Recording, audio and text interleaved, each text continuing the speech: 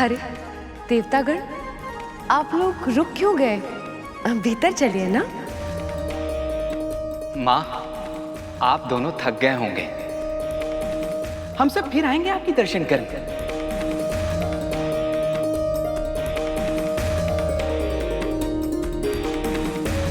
देवराज इंद्र अपने कर्तव्य से विमुख नहीं रह सकते। अवश्य ही इन्हें कोई आवश्यक कार्य होगा।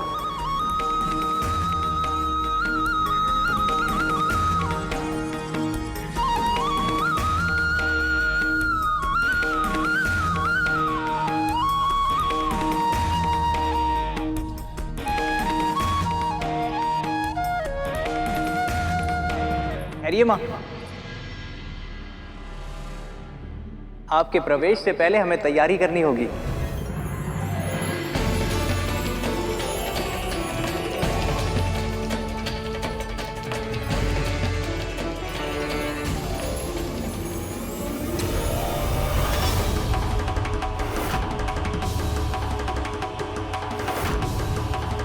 इस स्थान की दशा तो बहुत खराब है, क्योंकि वर्षों से इस स्थान का ध्यान रखने वाला कोई था ही नहीं।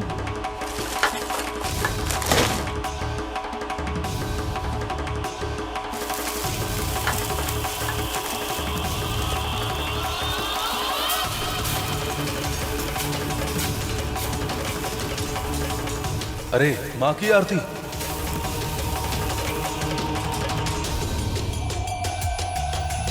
अरे माँ की आरती। ये थाल मुझे दो श्रृंगी, इसकी स्मृति पहले मुझे हुई थी। क्षमा कीजिए नंदी जी, आपने तो केवल सोचा था, इसे अपने हाथों में मैंने उठाया, इसलिए माँ और प्रभु की आरती तो मैं ही करूंगा। ये अधिकार मेरा है श्रृंगी। अधिकार उसी का है नंदी जी जो पहल करे। मुझे दो थाली। मैं करूंगा आरती। मैं करूंगा। आरती का थाल मैंने तैयार किया है। तुम छोड़ो थाल। मुझे दो थाल। मैं करूंगा आरती, मुझे दो। मुझे दो।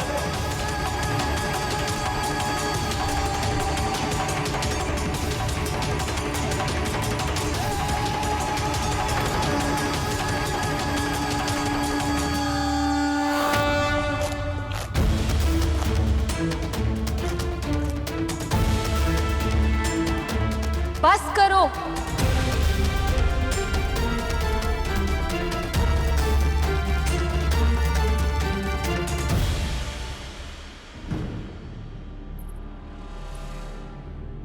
ऐसे संभाला जाता है घर? इस ढंग से रहते हो तुम सब?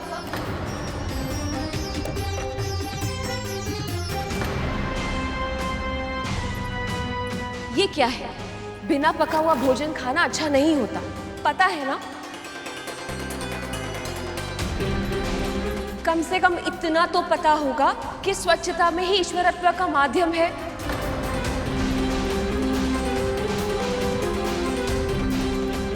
देवी, आपसे इस स्थान पे ऐसा कोई नहीं था जो ये सब बातें इन्हें सिखा सके, इन्हें बता सके। पर अब मैं यहाँ आ गई हूँ, अब कोई मनमानी नहीं चलेगी।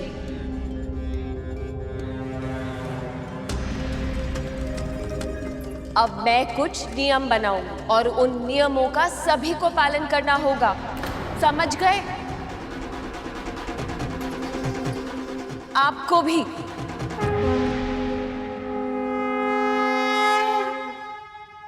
अब जाइए, बाहर जाइए, और जब तक भीतर प्रवेश करने के लिए ना कहा जाए कोई भी भीतर नहीं आएगा, समझ गए?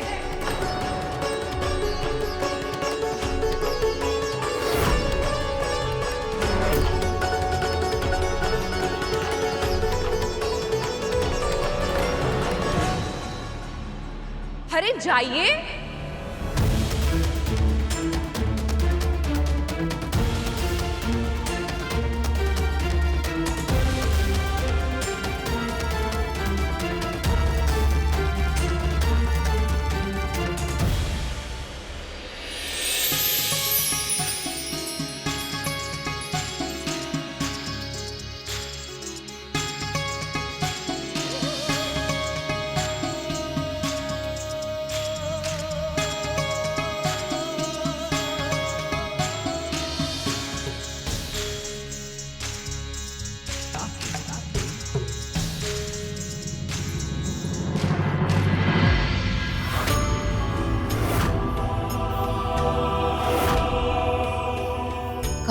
आरंभ करूं?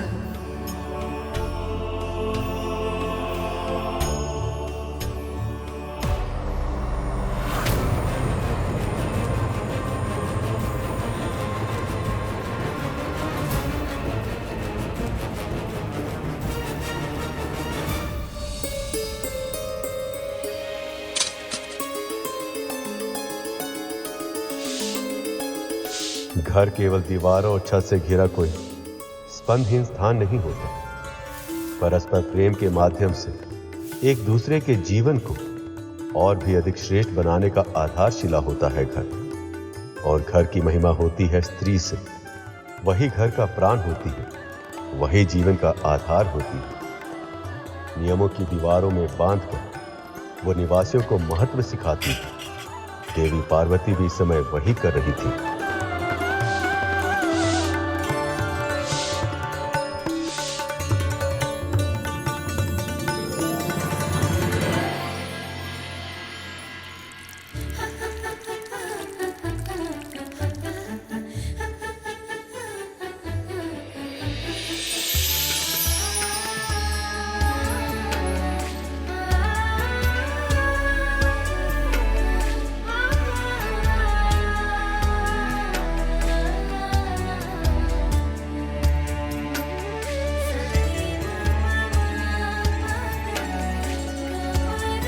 एक और देवी पार्वती अपने घर को संवारने में लगी थी, तो दूसरी ओर तारकासुर के भेजे हुए असुर बहुत ही तीव्र गति से कैलाश की ओर बढ़ रहे थे। चलो असुरों, वो स्त्री जिससे महादेव ने विवाह किया है वो कैलाश में ही होगी। आज उसका अंत करके महाराज तारकासुर को प्रसन्न कर देंगे हम।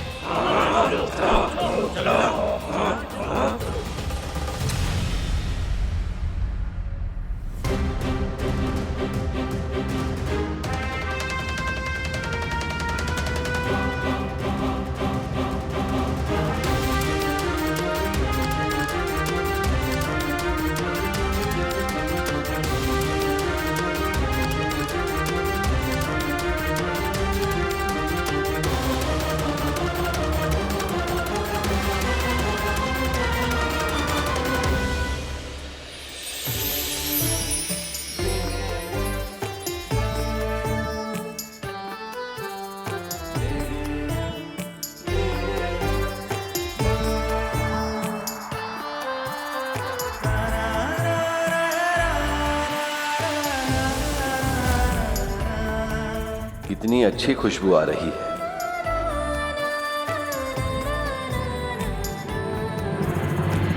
कब जाएंगे हम भीतर? मैं भी यही सोच रहा हूँ श्रृंगी। माँ को इतना समय क्यों लग रहा है?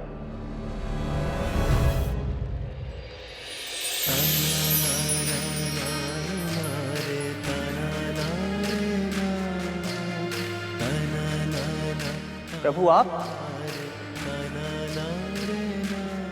इतनी पवित्र सुगंध, जैसे हवन किया।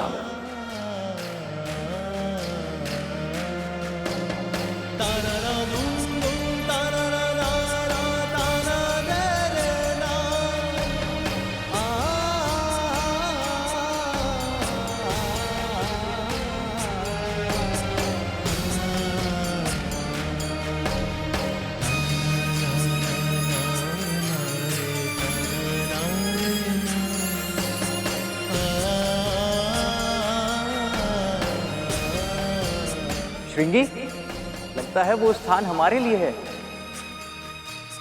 वो देखो हमारे वाद्य यंत्र।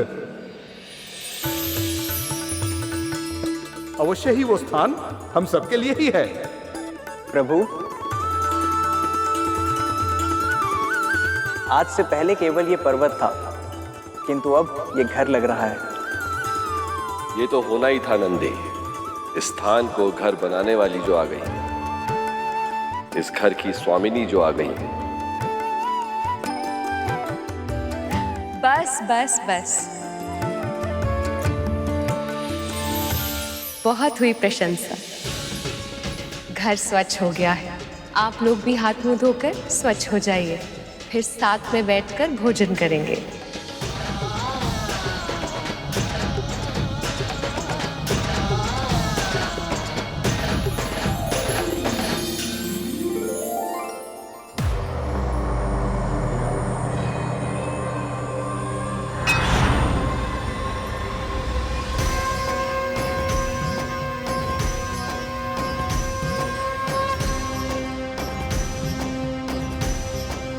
ये भोग स्वीकार कीजिए स्वामी।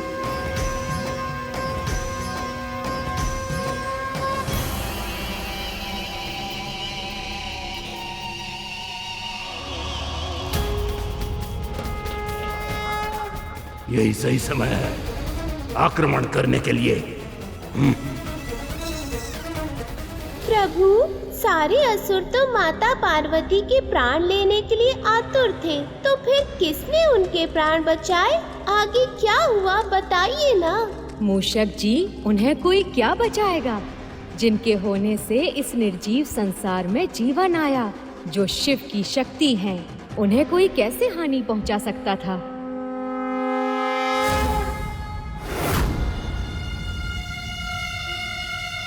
ऐसा क्यों लग रहा है जैसे मेरे गुरु पर कोई संकट आने वाला है?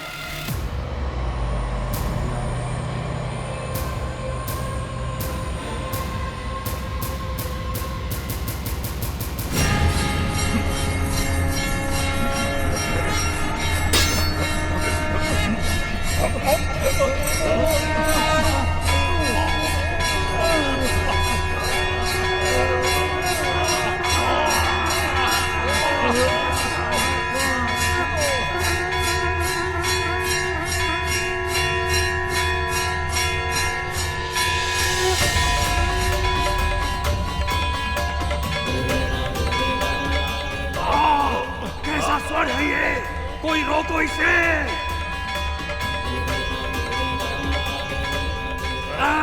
कैसी शक्ति है ये, बिना अस्त्र शस्त्र के ही।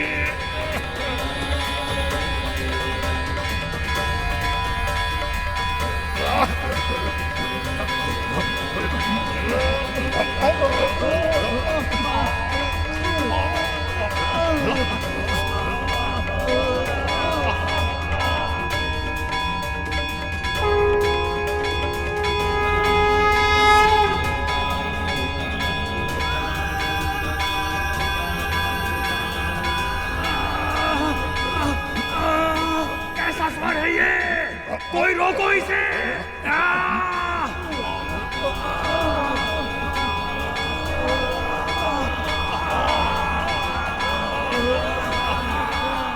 इस लीला से देवी पार्वती ने सृष्टि के समक्ष स्त्री शक्ति का एक नया उदाहरण रखा।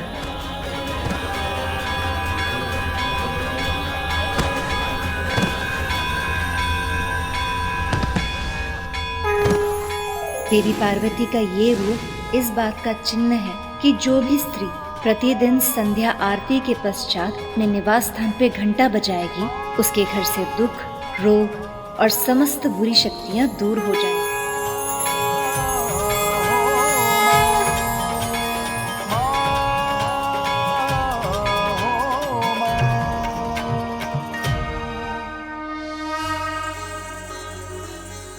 अद्भुत पार्वती, आपके इस घंटे की ध्वनि से संपूर्ण वातावरण में एक अलग सी ऊर्जा उत्पन्न हो गई है। ऐसा प्रतीत होता है जैसे सब कुछ पहले से भी शुद्ध हो गया।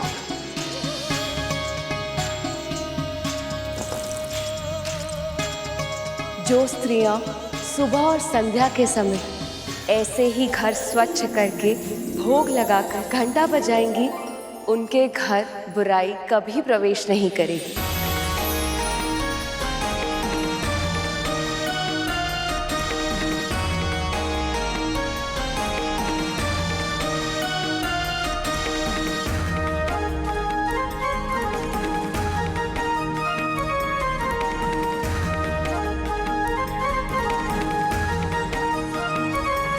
आरंभ करो।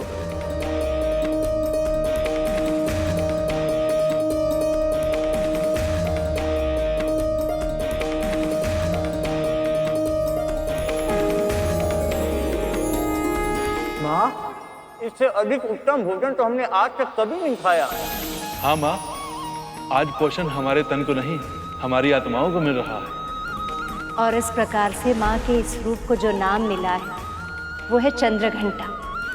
श्री माता का ये रूप परम कल्याणकारी और शांतिदायक है। इनका ध्यान करने वाले साधक को पृथ्वीलोक में सुख और परलोक में सद्गति प्राप्त होती है। जिस प्रकार देवी पार्वती ने अपने घर को सजाया था, संवारा था, वैसे ही अपने घर का ध्यान रखना हर स्त्री का दायित्व है। जो स्त्री नित्य कर्मों के साथ साथ विशेष अवसरों पर किए जाने वाले विशेष कर्मों के साथ अपने परिवार का ध्यान रखती है, उस स्त्री के घर में सुख और समृद्धि का वास होता है। पर जो स्त्री अपने घर का त्याग करती है, अपने दायित्व से उदासीन होकर दूसरों के घर में ताक झाक करे, अपने वचनों और कर्मों से नकारात्मकता फैलाती है, वो स्त्री न केवल अपने लिए बल्कि अपने पूरे परिवार के लिए अनिष्ट का आमंत्रण देती है। कथा देवी और वचन अपने। आप क्या कहना चाह रही हैं मैं अच्छे से समझती हूँ।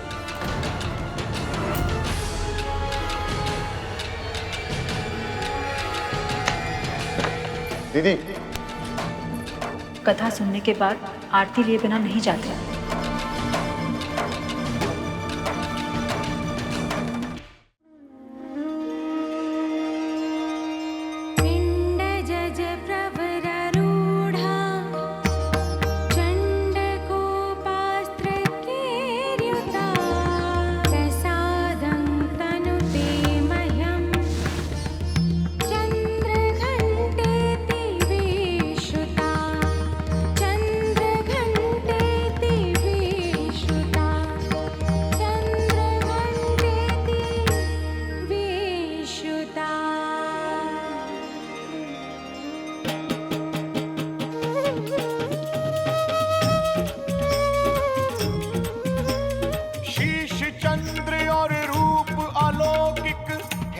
चंद्र घंटा, घंटे की नाद से पाप विनाशे, हरती सारी विपदा है माँ, हरती सारी विपदा है माँ, हरती सारी विपदा।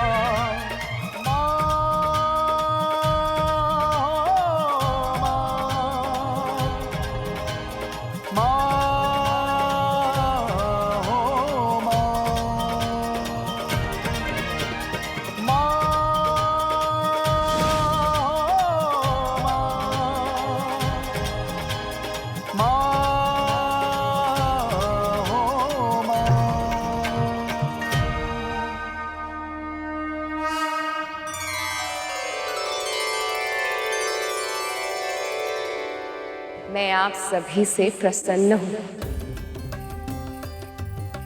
गरुड़ विष्णु का वाहन बनने के लिए तुम्हारे व्यवहार में वीरता के साथ साथ सौम्यता और विनम्रता का होना भी आवश्यक है। मैं तुम्हें वरदान देती हूँ, इन सभी गुणों का तुम में समावेश हो। आपका बहुत बहुत आभार। धन्यवाद माँ।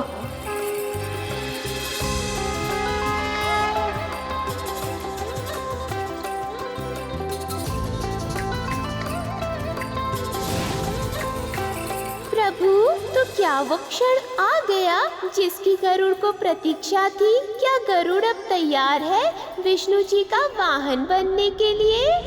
ये तो गरुड़ पर निर्भर करता है कि इस कथा के संपन्न होने के पूर्व वो स्वयं को इस योग्य बना पाएगा या नहीं।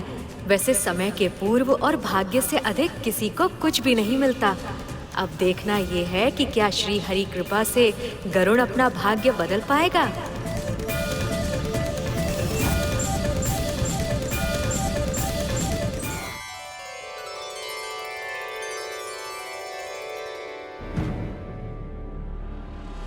क्या हुआ श्रीमान? आपकी आंखों में आंसू? आज आरती के समय बहुत ही अलग अनुभव हुआ भैया जी। बहुत ही अच्छी खुशबू थी, जैसा आप बताए थे ना कैलाश पर्वत पर, बिल्कुल वैसी ही। न केवल सुगंध बल्कि हमें तो नूपुर का स्वर भी सुनाई दिया। हो सकता है ये हमारा भ्रम हो, लेकिन हमें आज पहली बार स्वयं मां के होने का आभास हुआ। आप लोगों के कारण ही संभव हो पाया है भैया जी। हमें कुछ भी करने का सामर्थ्य नहीं है बहन जी। जो होता है या जो हो रहा वह सब श्री माता की इच्छा से ही होता है, और जो भविष्य में भी होगा वह सब भी उनकी इच्छा से ही होगा।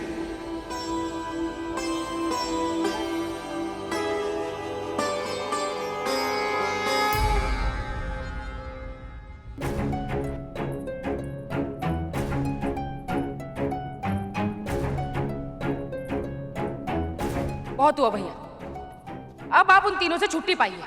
ऐसा क्यों कह रही है जीजी? वो तो बड़े भले प्राणी हैं। उनकी धर्म पत्नी हमें चिढ़ा रही थी और आप अपनी दीदी का अपमान होते हुए देखते रहे। कुछ कहा भी नहीं, उन्हें रोका भी नहीं। शांत हो जाइए दीदी, इस तरह से बिना बात के बखेड़ा खड़ा करना उचित नहीं ना है। हम अभी अभी पूजा से लौटे हैं, क्लेश करना सही नहीं है। वाह, देख रहे हैं भैया, जिन अतिथियों को आपने अपने घर में पनाह दी है उन्हीं के लिए हमारी भौजाई हमें आपकी दीदी को कड़वी बातें सुना रही है। बस यही देखना शेष था। 2-4 दिन में वो लोग इतने सगे हो गए कि आपने हमें ही पराया कर दिया। ऐसा नहीं है दीदी। ये मत भूलिए कि आपका पुत्र नहीं है जो आपका हालचाल पूछेगा। जो है बस हम ही हैं। हम ही हैं जो आपके सुख दुख में साथ रहेंगे। पुत्र तो आपका अग्नि देने भी नहीं आएगा। कीजिए दीदी।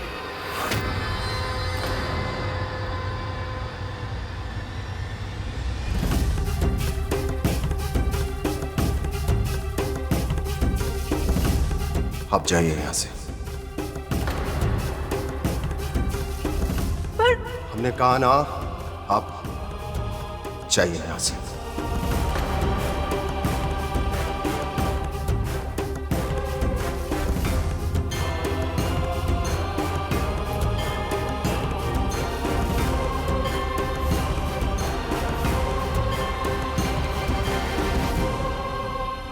आपको जब तक यहां रहना है आप आनंद से रहिए दीदी, परंतु आपसे हाथ जोड़कर हमारी विनती है कि हमारे पुत्र के बारे में कोई बात मत कीजिए।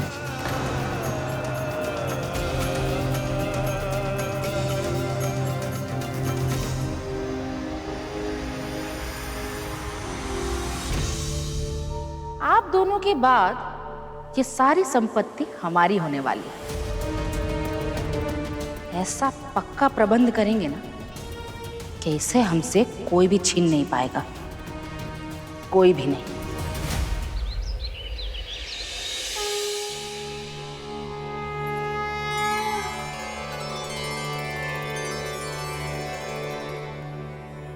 जय मां भगवती। आज तो आप दोनों समय से तनिक पहले ही आ गए। आप कथा ही इतनी अच्छी सुनाते हैं, आज प्रतीक्षा में कब से रूठ गए पता ही नहीं चला। आपसे कथा सुनते सुनते कुछ समय के लिए हम अपने सारे कष्ट, सारे दुख भूल जाते हैं। बहुत शांति मिलती है मन को। बहन, सब ठीक तो है? हाँ हाँ, सब ठीक ही है। आइए ना, कथा प्रारंभ करते। बुआ जी नहीं आई आज? वो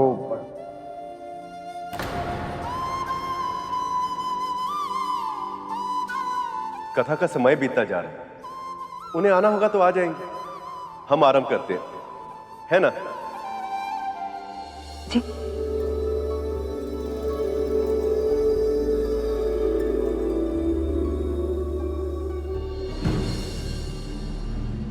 बहुत ही तीव्र भूख लगी है।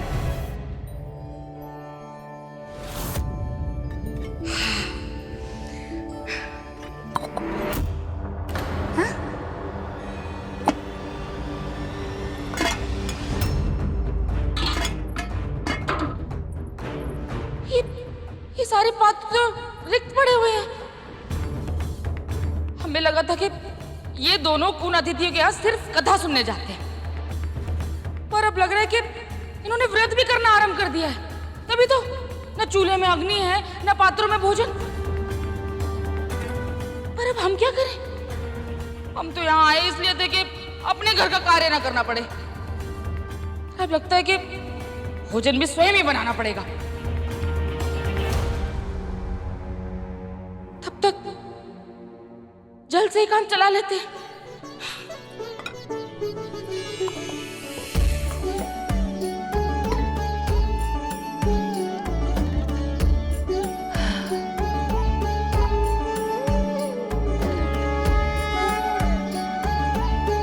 देवी पार्वती के कैलाश में आने के बाद सब कुछ बदल गया था। उनकी देख रेख में सब कुछ सुंदर और सुव्यवस्थित हो गया।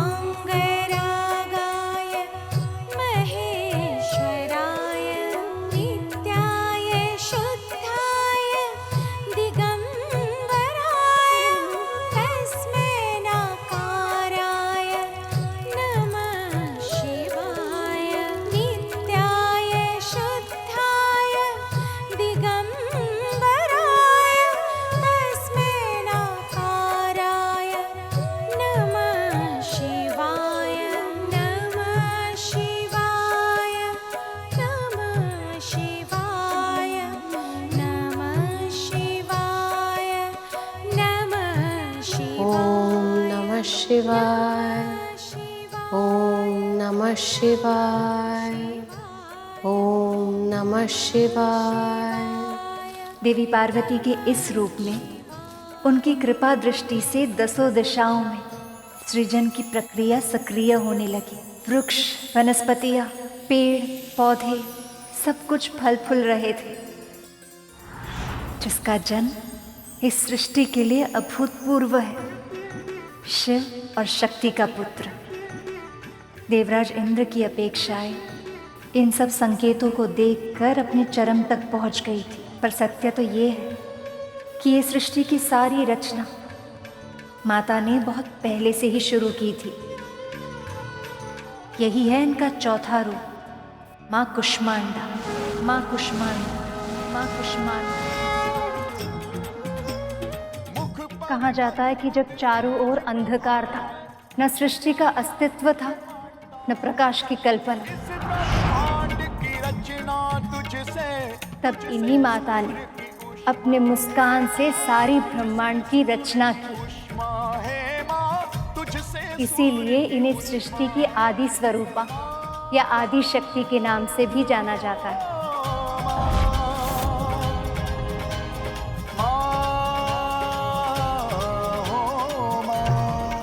माँ कुष्मांडा का निवास सूर्य के स्तोत्र में होता है।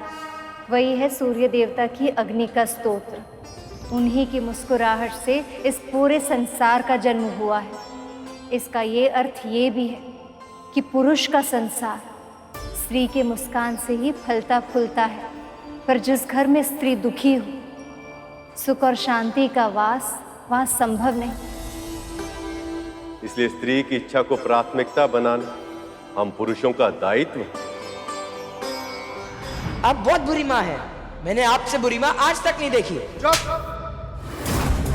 अरे रहने दीजिए। पुत्र तो आपका अग्नि देने भी नहीं आएगा। कीजिए दीदी। आप जाइए यहाँ से। हमने कहा ना, आप जाइए यहाँ से। भगवान, अनेक बार क्रोध किए हैं हम आप पर। न जाने कितनी बार आपको हमारी आवश्यकता थी। न जाने कितनी बार आपका साथ भी नहीं दिया। बस कीजिए। कभी कभी तो हमें अचरज होता था कि आप पुरुष कब समझ पाएंगे हम स्त्री को, कब जानेंगे कि क्या छिपा है हमारे मन में।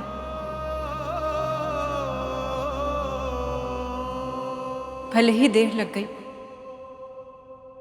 पर आज आपको इस बात का आभास हो गया है।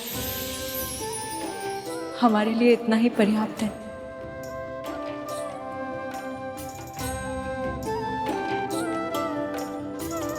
चलिए हम सब मिलकर माँ कुष्मांडा की आरती करते हैं।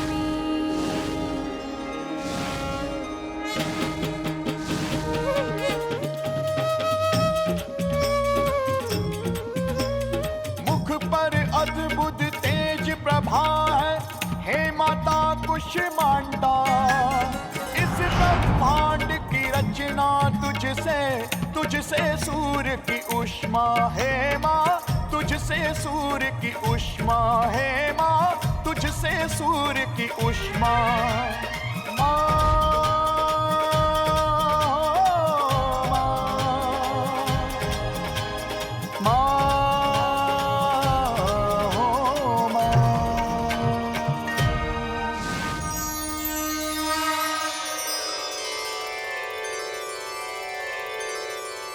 मैं आपकी भक्ति से प्रसन्न हूँ। आप सदैव रोग और शोक से मुक्त रहेंगे। यही मेरा वरदान है।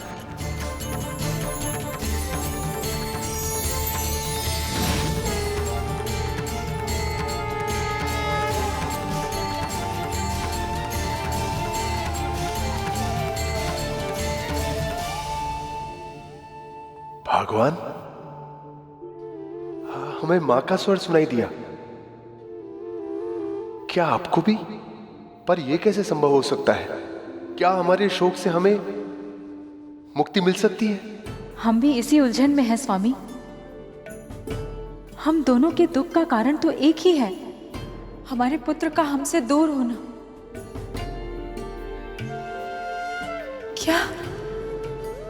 क्या सच में हमारा दुख दूर हो सकता है स्वामी?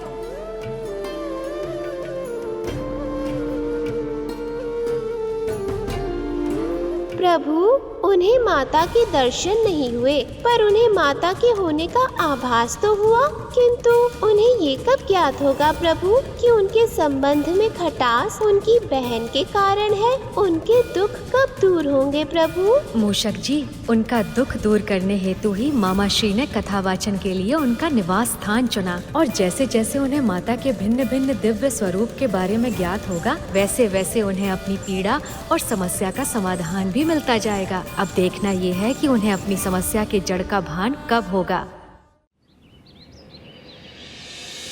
नवरात्रि के 5वें दिन हम देवी के स्कंद माता की रूप की कथा सुनेंगे।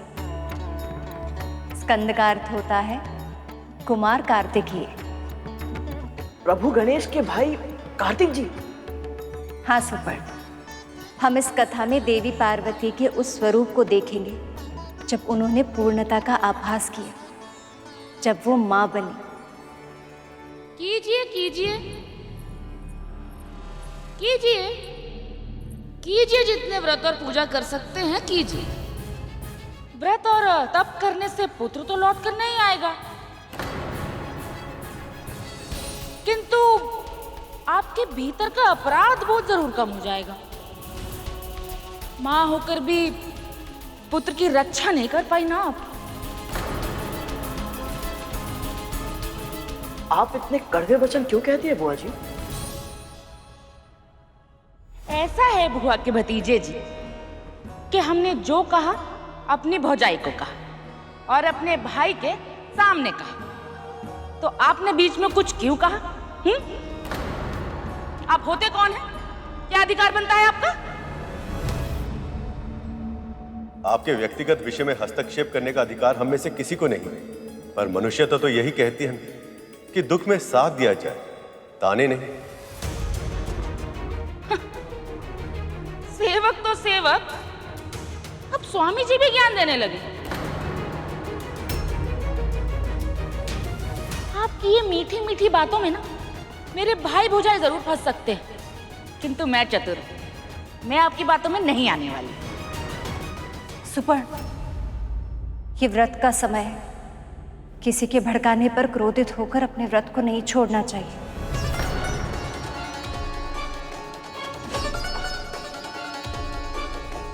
दीदी, यहाँ सब बिना बाधा और व्यवधान के कथा सुनने आए हैं।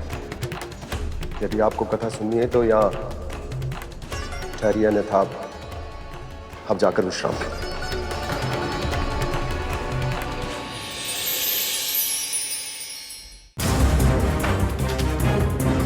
नहीं नहीं, अब कथा सुनने आए हैं तो कथा सुन के ही जाएंगे।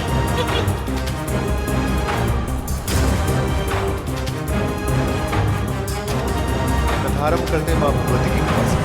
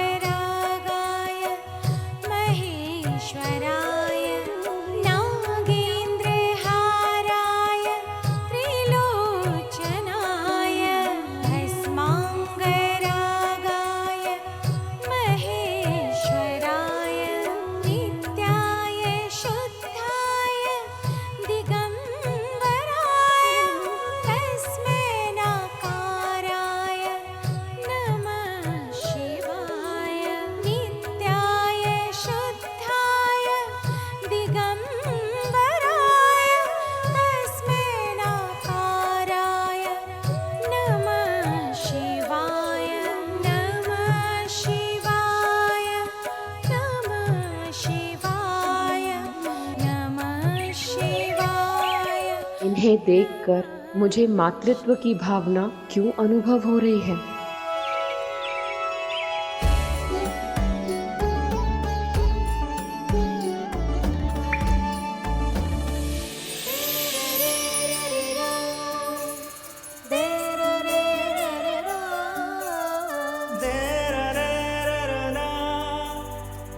मुझे लगा था कि आपको पाने के बाद मेरे मन में कुछ और पाने की कामना जन्म नहीं लेगी, पर आज मुझे आभास हो रहा है कि मेरे हृदय की गहराई में एक और इच्छा छिप कर बैठी है।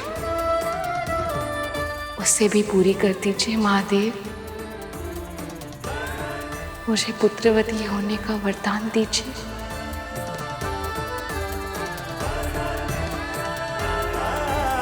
तथास्तु।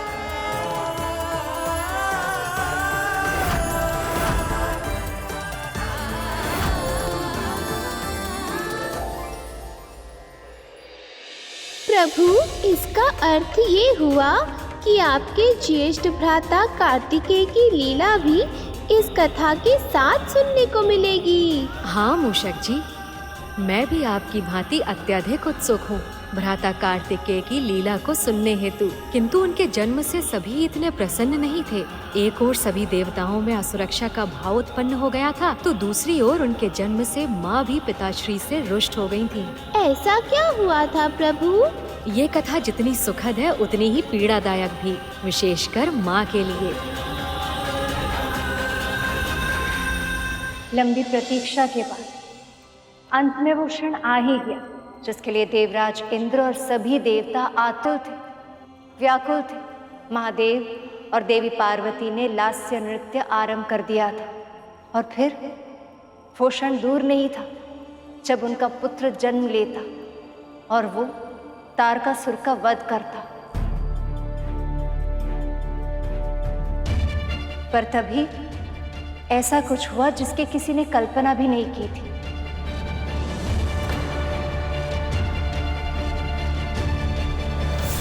माँ पार्वती स्वयं ही शक्ति स्वरूपा है, इसलिए मैं तो ये सोच रहा हूँ देवराज कि जब मां पार्वती का अंश जन्म लेगा तब वो कितना शक्तिशाली होगा। और महादेव शिव भी वो हैं जिनमें सब लय होते हैं। उनका होने वाला अंश इतना शक्तिशाली होगा कि वो न केवल तारकासुर का अंत करेगा बल्कि अन्य सभी असुरों का सर्वनाश करेगा। इस योग्य होगा वो। सृष्टि के सभी प्राणी दीर्घ काल से तारकासुर के अत्याचारों से त्रस्त हैं। जब महादेव और मां का पुत्र जन्म लेकर उसका वध करेगा तो निस्संदेह उच्चतम स्थान प्राप्त करेगा। सभी के लिए वंदनीय हो जाएगा वो। मां और महादेव दोनों की शक्ति होगी उसमें। सृष्टि के सर्वोत्तम योद्धा से भी 2 गुना शक्तिशाली होगा वो। तब तो उसके ऊपर किसी का अंकुश ही नहीं रहेगा। उसके मन में जो आएगा वही करेगा वो, और किसी में उसे रोकने का सामर्थ्य नहीं होगा। इतनी अधिक शक्ति तो किसी का भी मस्तिष्क फेर कर उसे निरंकुश बना सकती है। और यदि उसने हमारा ही विरोध करना आरंभ कर दिया तो हम उससे युद्ध कैसे कर पाएंगे, उसे पराजय कैसे कर पाएंगे? और तारकासुर के पराजय के बाद जो स्वर्ग लोक हमें मिलने वाला है वो मिलने से पहले फिर से छिन जाए? नहीं, ऐसा नहीं होगा। ऐसा नहीं होने दे सकता मैं।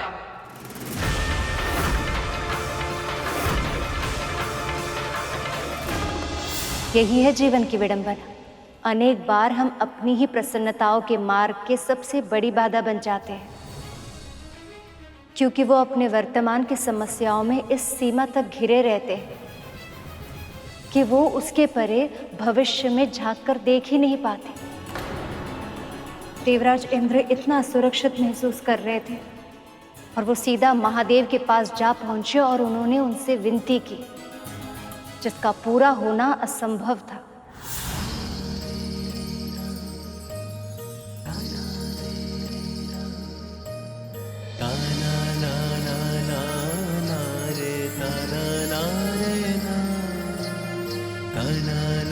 महादेव, महादेव कृपया दर्शन दीजिए। महादेव दर्शन दीजिए।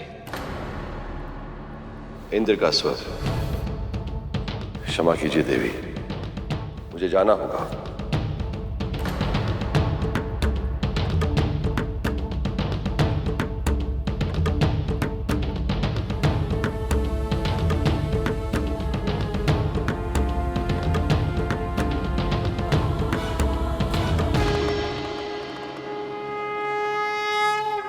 देवगण, आप यहां?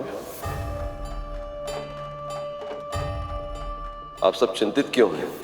प्रभु, आप तो अच्छी तरह जानते ही हैं कि मां पार्वती और आपके विवाह के लिए हम सभी देवताओं ने कितनी लंबी प्रतीक्षा की। आपके पुत्र के जन्म के लिए कामना की है, प्रार्थना की है, क्योंकि इस पूरी सृष्टि में केवल वही है जो तारकासुर का वध कर पाने में सक्षम होगा। केवल वही है जो इस संसार को राक्षसी अत्याचारों से मुक्त कर पाएगा। प्रभु, पर क्या देवराज, ये संकोच का ही है। पर महादेव, जो पुत्र आपके और आदि शक्ति स्वरूपा मां पार्वती के मिलन से जन्म लेगा,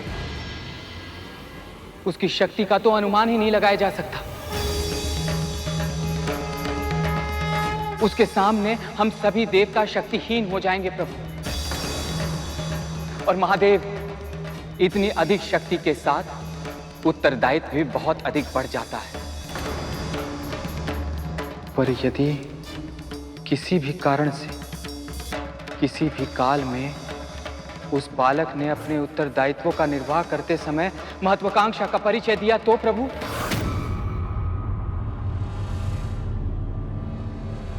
प्रभु, इतनी असीमित शक्ति यदि उसके स्थान पे किसी व्यक्ति में हुई तो वो स्वर्ग पे अपना आधिपत्य स्थापित करने के लिए एक क्षण का भी विलंब नहीं करेगा। और यदि ऐसा हुआ प्रभु, तो इन संसार की व्यवस्था संकट में पड़ जाएगी। इसीलिए महादेव, हम सभी देवता आपसे विनती करने आए हैं कि जो बालक शीघ्र ही जन्म लेने वाला है वो केवल आपका ही पुत्र हो महादेव।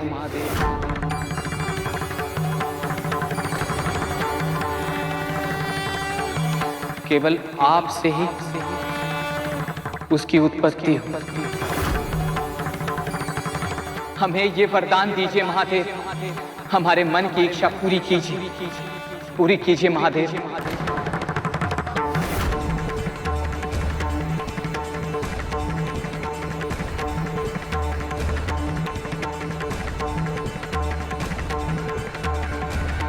तथास्तु।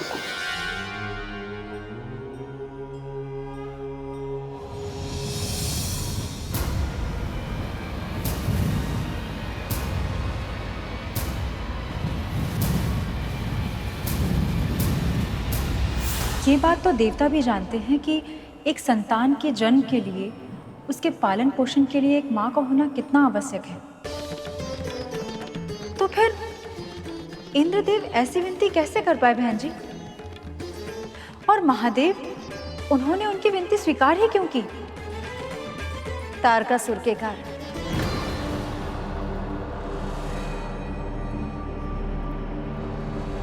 स्मरण कीजिए, तारकासुर ने क्या वरदान मांगा था? फिर आप मुझे ये वरदान दीजिए ब्रह्मदेव कि मेरी मृत्यु केवल उसी के द्वारा संभव हो पाए जिसका जन्म स्वयं महादेव शिव शंकर से हुआ हो। तारकासुर को लगने लगा था कि उसने मृत्यु पर विजय प्राप्त की,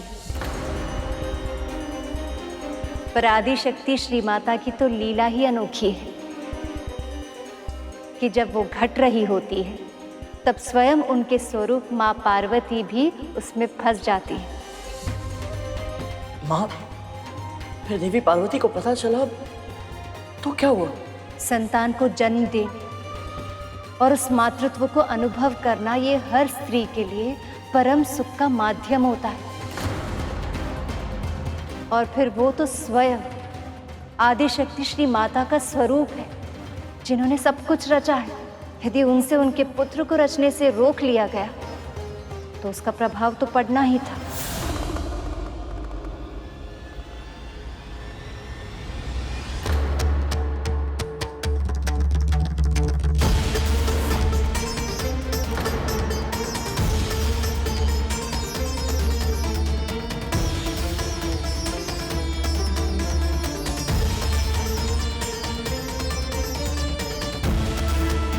ये क्या कर रहे हैं आप? पुत्र की उत्पत्ति केवल महादेव से कैसे हो सकती है? संगम और समागम की जिस क्रिया के लिए स्त्री और पुरुष दोनों की आवश्यकता होती है, उसे केवल महादेव से संपन्न कराने की प्रयास कैसे कर सकते हैं आप सब? और आपने ये क्या किया महादेव? देवताओं ने अपनी मनोकामना व्यक्त की और आपने बिना सोचे समझे उन्हें इतना बड़ा वरदान दे दिया। आपने मुझे किस धर्म संकट में डाल दिया महादेव? यदि मैं आपके वरदान को अस्वीकार करती हूँ तो अपने पति के दिए हुए वचन का मान न रखने के पाप की भागी बनूंगी। और यदि इन देवताओं की अनुचित मांग को पूरा किया तो स्वयं संतान के सुख से वंचित रह जाऊंगी। हमारा पुत्र तो हमारे प्रेम का फल होता महादेव, हमारे जीवन का वरदान, हमारे वाटिका का फूल। उसे कब और कैसे जन्म लेना है, उसमें व्यवधान डालने वाले ये सब होते कौन है?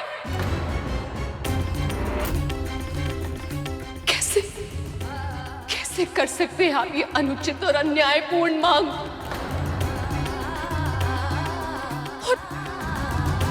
और आपने तनिक भी नहीं सोचा मेरे बारे में और इतना बड़ा वरदान दे दिया। एक स्त्री को ममता के सुख से वंचित रखने से बड़ा अपराध और कोई नहीं है। क्या दोष था मेरा महादेव कि मुझे इतना बड़ा दंड मिला?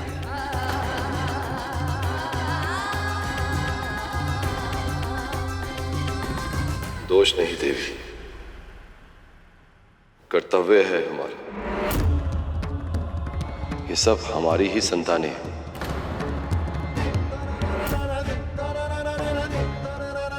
उनकी रक्षा और हित का विचार करना हमारा ही दायित्व है।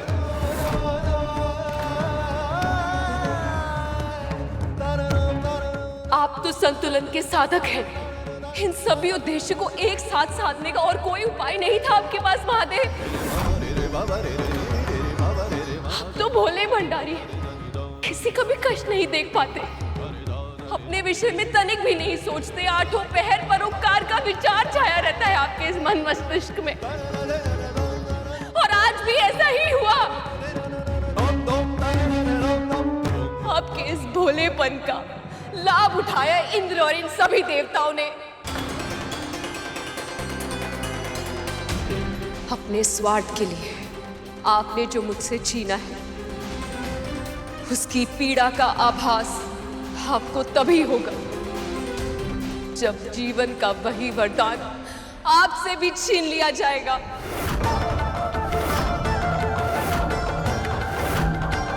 वैसी ही पीड़ा आपके हृदय को कराहेगी। तब आप समझेंगे मेरे इस क्रोध का कारण। जैसे मैं आप अपनी कोख से किसी संतान को जन्म नहीं दे सकती, वैसे ही आप भी कभी माता पिता नहीं बन पाएंगे।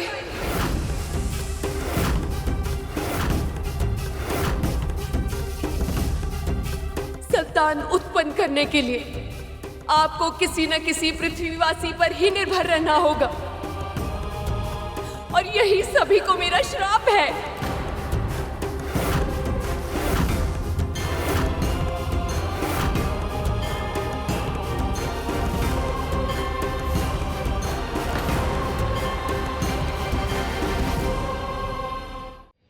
माँ ने इतना बड़ा श्राप दे दिया देवताओं को। माँ का तो तत्व ही ममता है सुपन। कोई साधारण माँ भी क्रोध में आकर अपनी संतान का अहित नहीं करती। और वो तो देवी पार्वती थी। उन्होंने देवताओं को भी जो श्राप दिया था, वो भी उनके कल्याण के लिए ही था। वो कैसे भैया जी? हर प्राणी को स्वर्ग में प्रवेश उसके पुण्य के अनुपात में ही मिलता। जब तक पुण्य तब तक ही स्वर्ग का भोग किया जा सकता, किंतु पुण्य फल के समाप्त होते ही स्वर्ग को छोड़कर फिर से धरती पर लौटना पड़ता।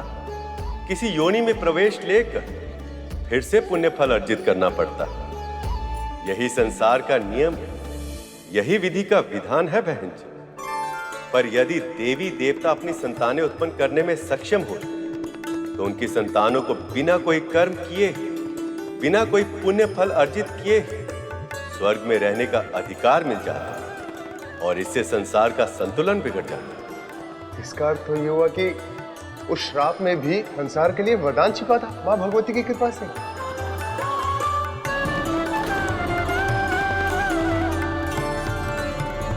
परंतु एक प्रश्न है, माँ के बिना कार्तिकेय जी का जन्म हुआ कैसे? जब से महादेव ने देवराज इंद्र को वरदान दिया था, तब से देवी पार्वती बहुत दुखी अनुभव कर रही थी।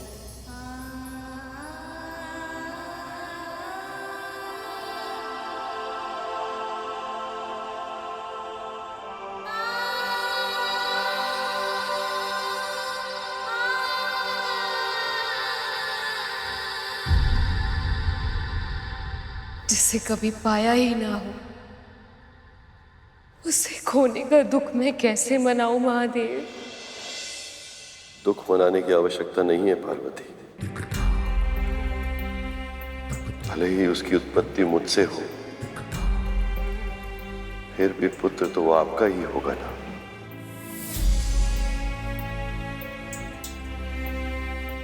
पर मैं उसे जन्म क्यों नहीं दे सकती प्रभु? क्योंकि केवल तारकासुर का वरदान एकमात्र कारण तो नहीं हो सकता कि आप मुझे और स्वयं को इतने सुंदर अनुभव से वंचित रखें।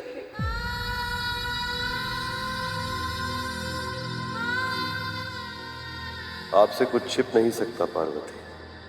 तारकासुर इसका कारण नहीं है। एक ऋषि को दिए हुए वचन को पालन करने की बाध्यता है। ऐसा वचन महादेव?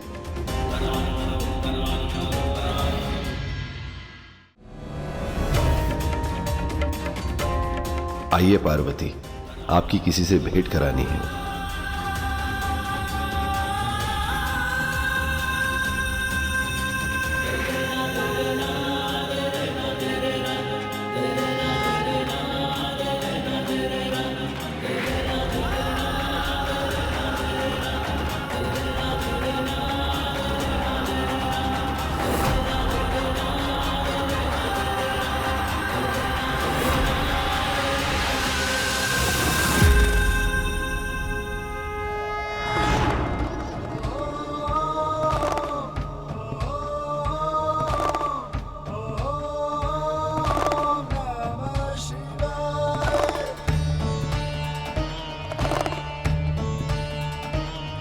आइए, मेरे परम भक्त ऋषि संकादिक से भेंट करेंगे।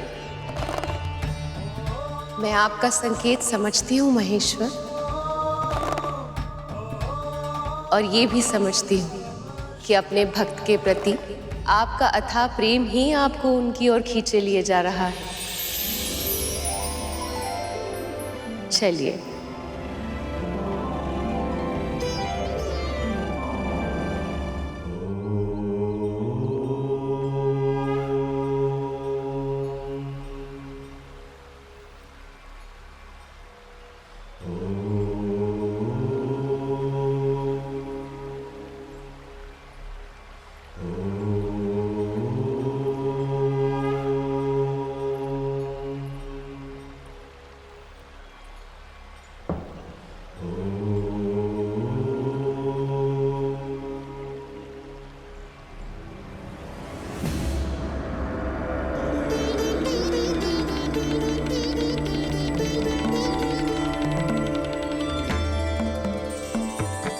महादेव, माँ पार्वती, प्रणाम।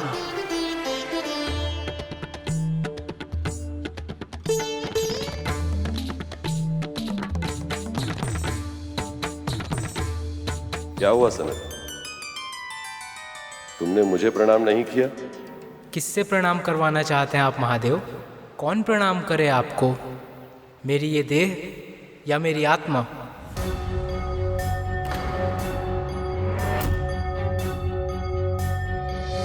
क्योंकि यदि आप चाहते हैं कि मेरी देह आपको प्रणाम करे तो ये तो नश्वर है, और यदि आप चाहते हैं कि मेरी आत्मा आपको प्रणाम करे तो वो तो उसी का अंश है जो आप हैं। जब हम दोनों एक ही हैं तो कौन बड़ा और कौन छोटा? ऐसे में मैं आपको कैसे प्रणाम कर सकता हूँ महादेव?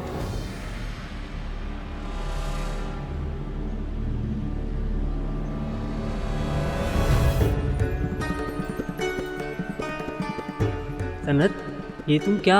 सत्य कहा सनत। मैं तुम्हारे तत्व ज्ञान से बहुत प्रभावित हूँ। वरदान मांगा। पर महादेव, मैं आपसे वरदान कैसे मांग सकता हूँ जब हम दोनों एक ही हैं? किंतु यदि आप चाहते हैं कि आप मुझे वरदान दे तो मुझे वरदान दीजिए कि भविष्य में मैं केवल आपके पुत्र के रूप में जन्म लूँ।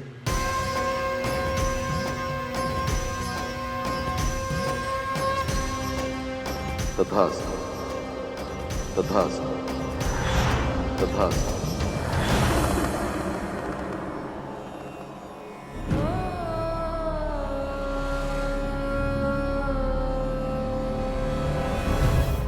एक वचन का पालन करने की और एक ऋषि की इच्छा का सम्मान रखने की विवशता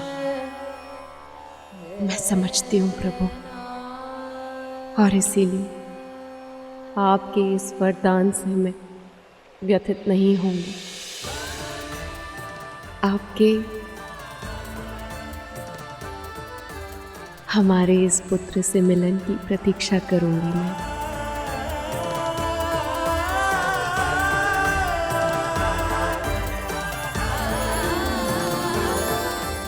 देवी पार्वती तो प्रतीक्षा करने के लिए तैयार थी, किंतु देवराज इंद्र और अन्य सभी देवता स्वर्ग और अपनी शक्ति वापस पाने के लिए आतुर थे। उनके अनुरोध करने पर महादेव फिर से तपस्या में लीन हो गए।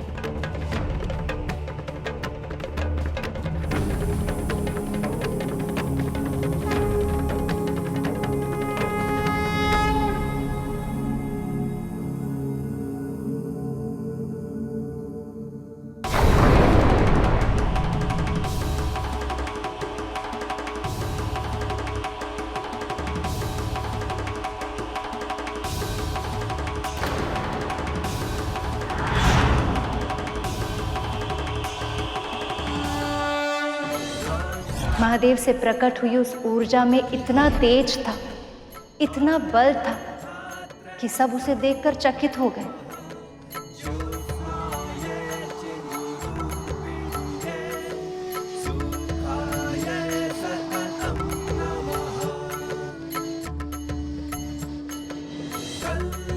सबसे पहले उन्होंने पृथ्वी से उस ऊर्जा को ग्रहण करने का आग्रह किया।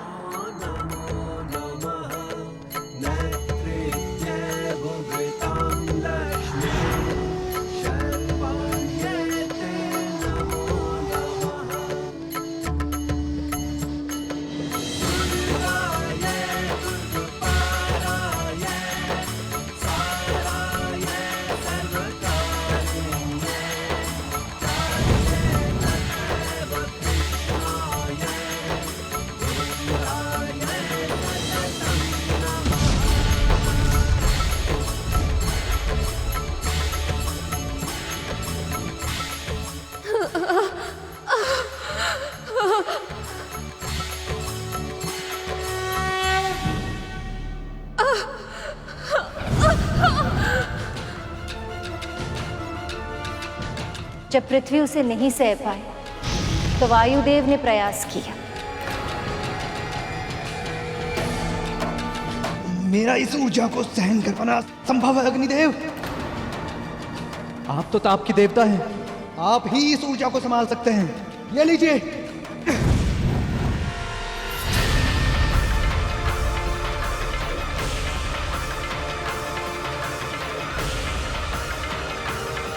ये मेरे सामर्थ्य से भी अधिक ऊर्जावान है। अब तो मां गंगा ही सहायता कर सकती हैं।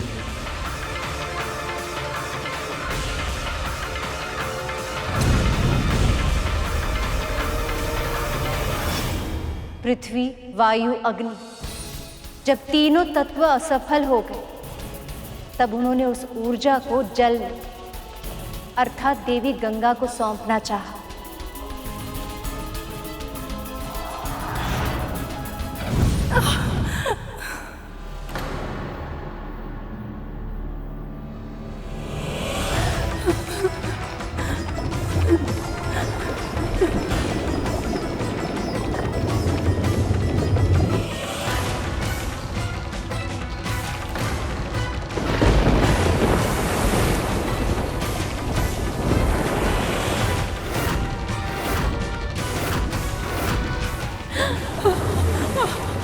जब सभी तत्व हार गए तभी देवराज इंद्र को अपने फूल का आभास हुआ। उन्हें ज्ञात हुआ कि महादेव से उत्पन्न हुई उस ऊर्जा को और कोई नहीं, केवल शक्ति अर्थात देवी पार्वती ही अपने अंदर धारण कर सकती है। देवराज इंद्र कातर भाव से देवी पार्वती की ओर देखने लगे, जो दूर से इस सारे घटनाक्रम को देख रही थी। देवराज इंद्र उनसे दृष्टि तक नहीं मिला पा रहे थे। तभी देवी पार्वती ने गंगा की ओर देखा।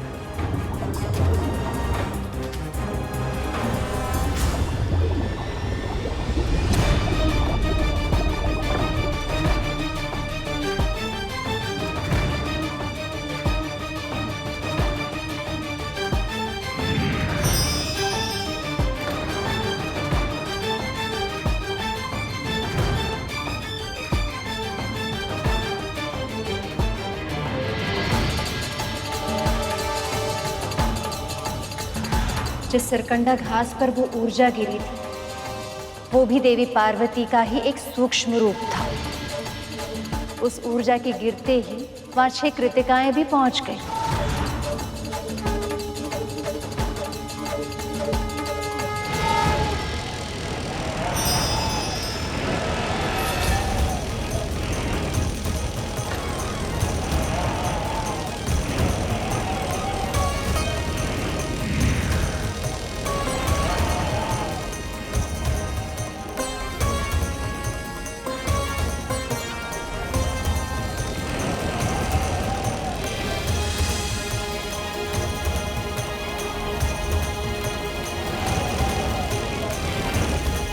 सचमुच अतुल्य है ये ऊर्जा, अतुल्य होगा ये शिवपुत्र।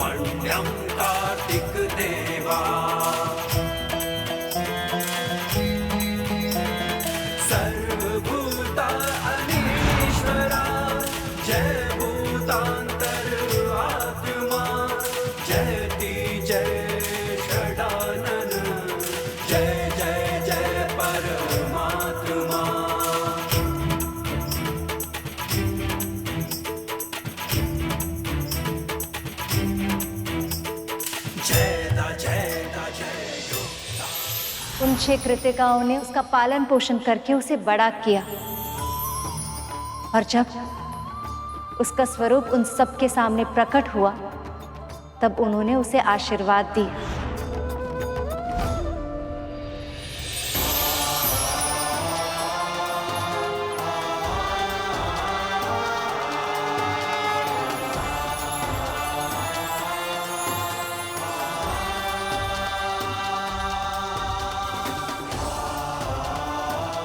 हम कृतिकाओं का दुग्ध पान करके तुम बड़े हुए हो, इसलिए तुम्हारा एक नाम कार्तिकेय भी होगा पुत्र।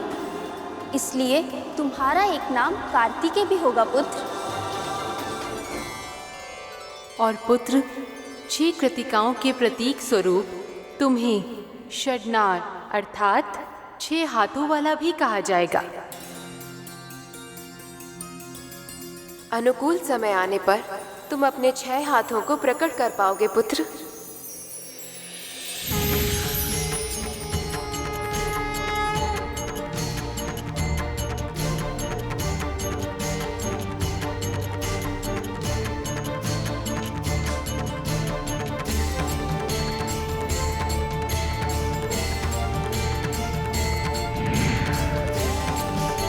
आप सब मेरी माँ हैं। आदेश दीजिए, मैं आपके लिए क्या सेवा करूं?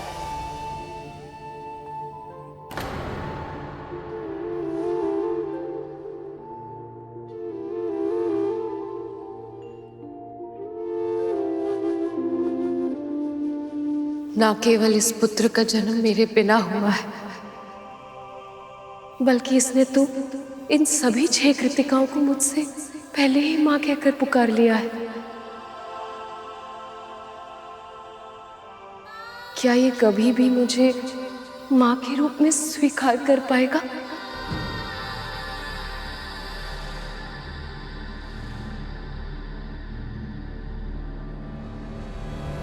तुमने हमें माँ पुकारकर सृष्टि का सबसे अद्भुत संबोधन देकर धन्य कर दिया पुत्र। अब तुम कैलाश जाओ, वहाँ तुम्हारी माँ देवी पार्वती और पिता महादेव शिव शंकर तुम्हारी वहाँ प्रतीक्षा कर रहे हैं।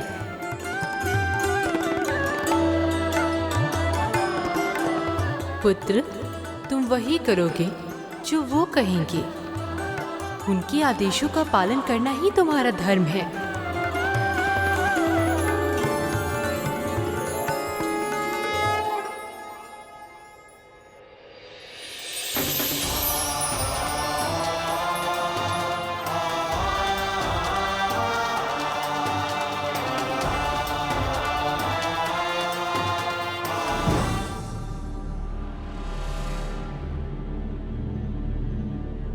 आपका पुत्र कैलाश आ रहा है देवी, आपसे मिलने आपके पास।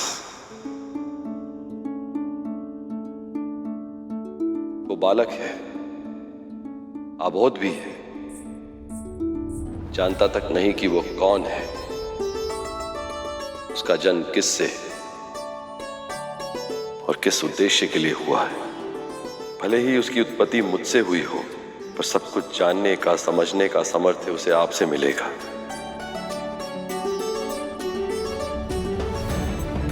मां ही पहली गुरु होती हैं देवी। मां ही बालक का मार्गदर्शन करती है, सीख, संस्कार और क्षमता प्रदान करती है। मां ही भविष्य का आधार रखती है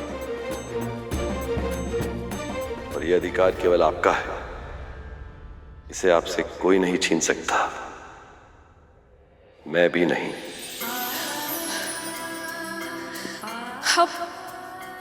आप सत्य कह रहे हैं महादेव। मेरा पुत्र मेरे पास आ रहा है। मेरे पुत्र के आने की मुझे तैयारियां करनी होगी प्रभु। नंदी, श्रृंगी, मेरा पुत्र आ रहा है। मेरे पुत्र के आने की तैयारियां करनी होगी। ऐसा वातावरण करना होगा कि वो जिस ओर दृष्टि करे उसे बस मेरी ही ममता दिखाई दे। जाओ, उसके स्वागत की तैयारी करो, जाओ।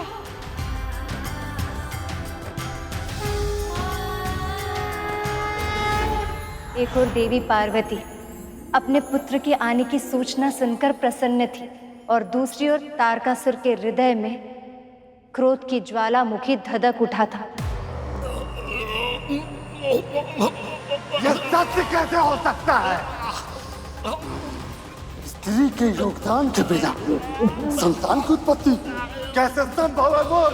क्षमा असुरराज, मैं आपका तुच्छ सेवक हूँ। मैं नहीं जानता ये कैसे हुआ। बस इतना जान दो कि शिव स्वयं हैं। माता पिता के बिना ही वो कुछ भी कर सकते हैं। और तो और मैंने ये भी सुना है कि पार्वती कोई साधारण स्त्री नहीं है, आदि शक्ति का स्वरूप है। संसार में ऐसा कुछ भी नहीं है जो वो नहीं कर सकती। विरोधी की प्रशंसा कर रहा है दुर्बुद्धि।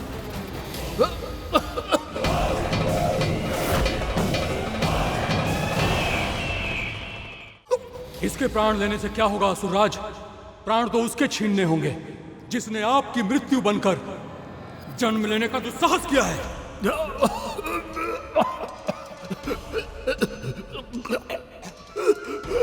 परंतु हम उसकी हत्या कैसे कर सकते हैं? उसमें शिव का अंश है। नहीं असुरराज, नहीं। यदि आपकी आज्ञा हो तो मैं अपना सुझाव दूंगा। इस परिस्थिति में यही उत्तम होगा कि स्वर्ग लोक देवताओं को लौटा दें। हमें समय मिल जाए और भविष्य में हमें एक और वरदान। जिस तारकासुर को इंद्र, अग्नि, वायु, वरुण और देवताओं की पूरी सेना मिलकर भी पराजित नहीं कर पाई, उसे ये 10 वर्ष का बालक पराजित करेगा।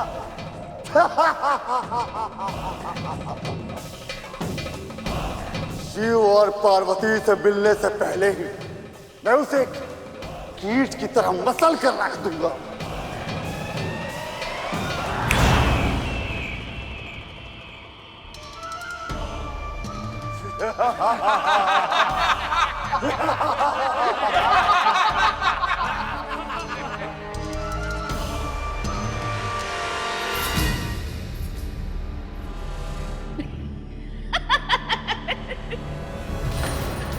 उसके सामने इतना बड़ा संकट खड़ा था और वो मूर्ख तितलियां उड़ा रहा था।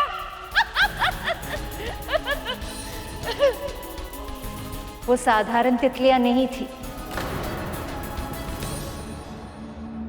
वो 5 मायावी असुर थे जिन्हें वरदान मिला था। यदि वो किसी को घेर ले तो वो एक ऐसा क्षेत्र बन जाएगा जिसके भीतर फंस जाने से कोई वहां से बाहर नहीं निकल सकता। वो क्षेत्र संकुचित होते जाता है, जिसके कारण उसके भीतर फंसा हुआ व्यक्ति घुट-घुट कर अपने प्राण त्यागने के लिए विवश हो जाता है। फिर क्या हुआ माँ?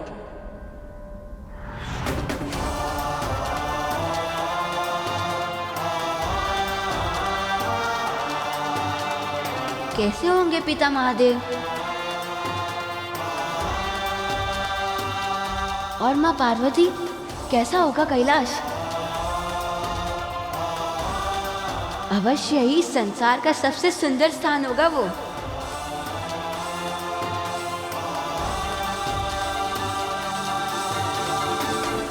अरे इतनी सुंदर तितली, अरे इधर आओ मेरे पास। तुम्हें कोई हानि नहीं पहुंचाऊंगा मैं। अरे आओ ना।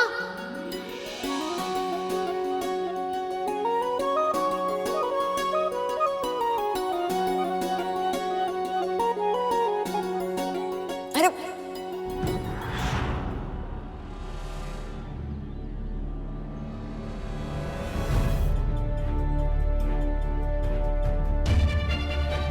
अभी तो एक ही थी, इतनी शीघ्र अपनी सखियों को भी बुला लाए।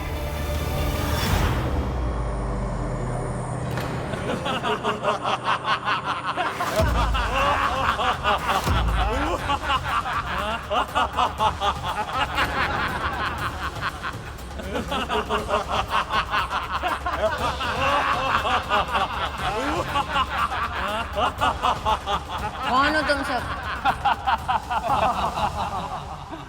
और मुझे ऐसे क्यों घेर लिया है? हम पंचा हैं और तुम हो हमारे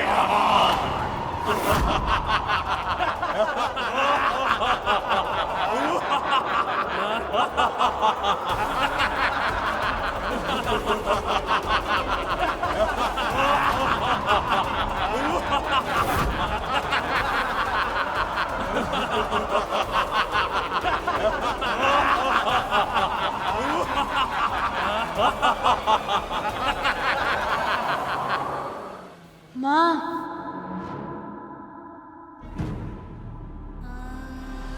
पुत्र,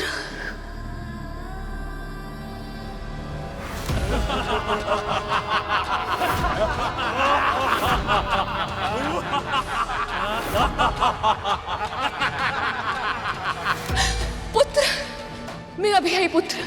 इसी क्षण तेरे पास पहुंच जाऊंगी और उन सभी असुरों को नष्ट कर दूंगी। अभी आई पुत्र। रुक जाइए देवी।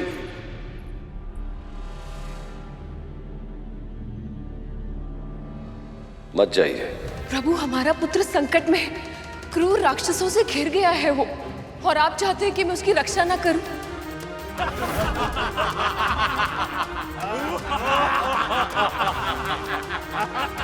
ऐसा आपदा के समय उसे कुछ हो गया तो? कार्तिकेय को देवताओं का सेनापति बनना है देवी, यही उसकी नियति है। सभी उसकी आयु को देखकर संशय में, सबके लिए विश्वास करना कठिन हो रहा है कि इतना छोटा सा बालक इतने महत्वपूर्ण पद को कैसे निभाएगा, कैसे उसके योग्य बनेगा।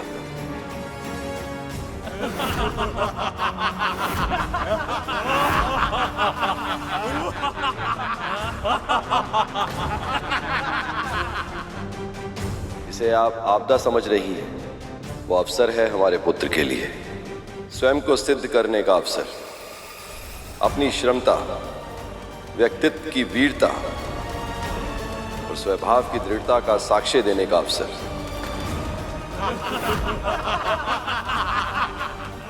हे श्री माता, इस बालक को शक्ति दीजिए। अब शीघ्र ही इस बालक का अंत करके महाराज तारकासुर की अमरता पुनः सुनिश्चित कर देंगे हम। देवताओं का सम्मान और अपना आत्मविश्वास पाने का अवसर, और ये सब उसे तभी मिलेगा जब वो उसे स्वयं अर्जित करेगा, किसी की सहायता से नहीं, स्वयं आत्मबल से।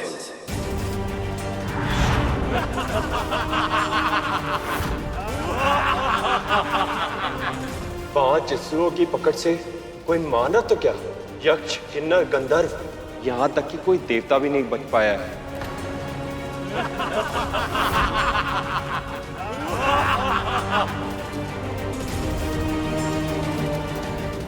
महादेव ने कितनी सरलता से कह दिया कि हमारे पुत्र को अपनी योग्यता सिद्ध करने की आवश्यकता है, किंतु ये छोटा सा बालक इन शक्तिशाली मायावी असुरों से कैसे लड़ेगा?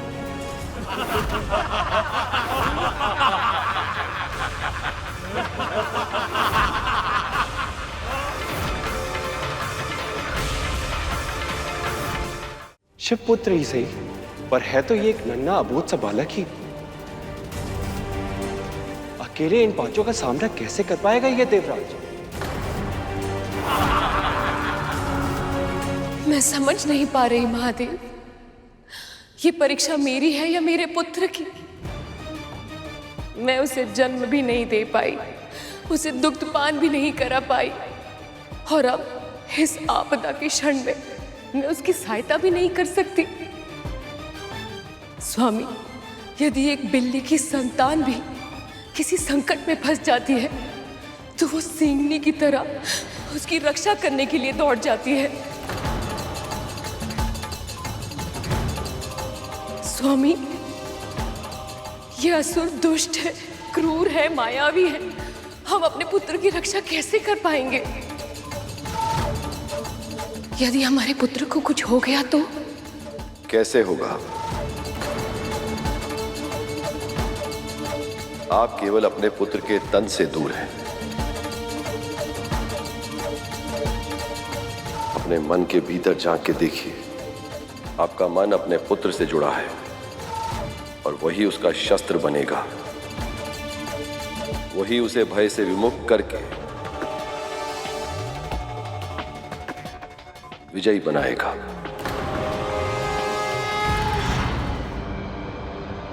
कैसी रहस्यमयी माया है ये? यहाँ से बाहर कैसे निकलूं मैं?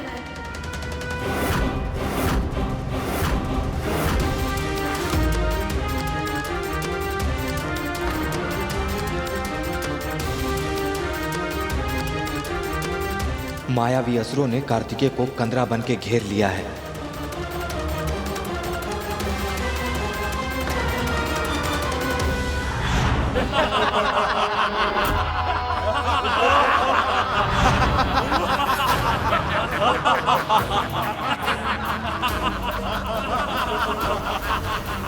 अपनी मायावी शक्तियों से उन असुरों ने भ्राता कार्तिकेय को एक कंदरा में बंद कर दिया प्रभु।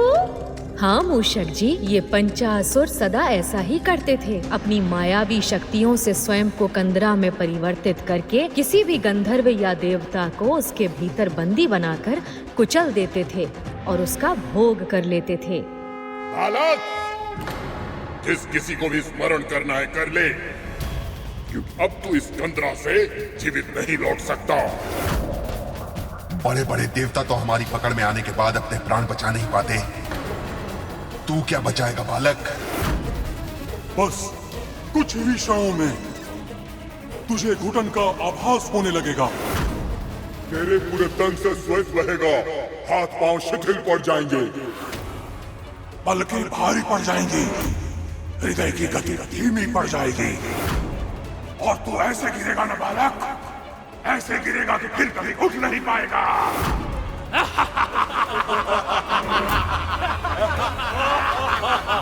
इन शक्तिशाली मायावी असुरों की माया से अपना बचाव कैसे करेगा पुत्र कार्तिकेय?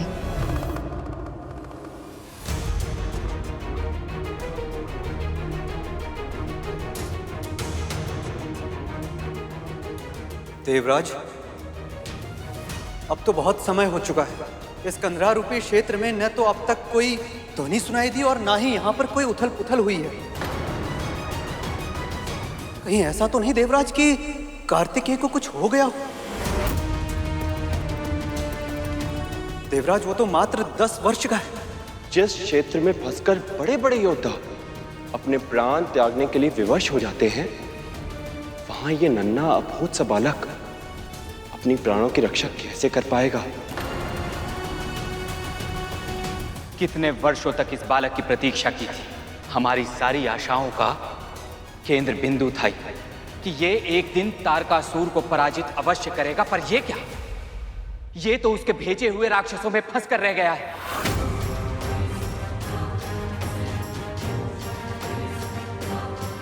महादेव, महादेव, अब क्या होगा महादेव?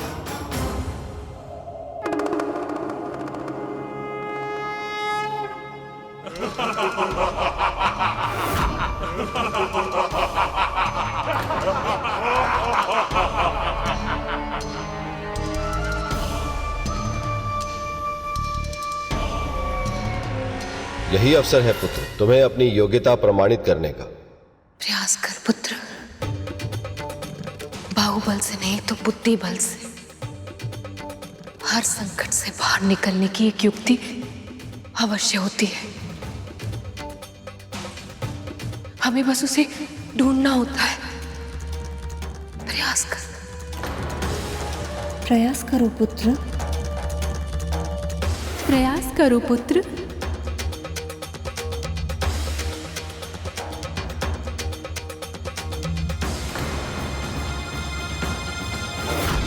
अब इन पांचों को पाठ पढ़ाता हूँ।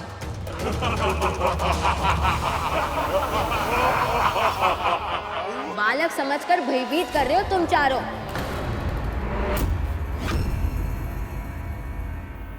मूर्ख, बालक ही तो है तू, इसमें इतना समझने की आवश्यकता ही क्या है? अरे तूने गणना तो सही की ही नहीं और चला आया असुरराज तारकासुर के योद्धाओं का सामना करने। ध्यान से देख बालक, ये 4 नहीं 5 हैं, 5। पर मुझे तो तुम 4 ही दिखाई दे रहे हो। अच्छा, अवश्य ही तुम में से कोई पतला दुबला अस्थियों का ढांचा होगा, तभी मुझे देखने में कठिनाई हो रही है। उद्दंड बालक, तू किसे अस्थियों का ढांचा बोल रहा है? अब दिखे हम 5। 1 2 3 4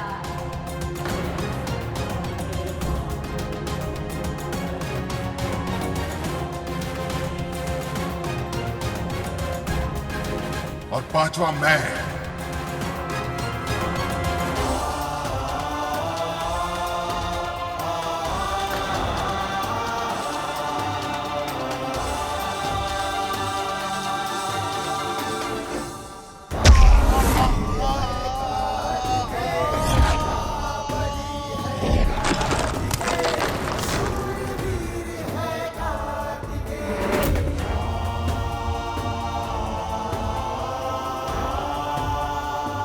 कार्तिकेय सुरक्षित है देवराज।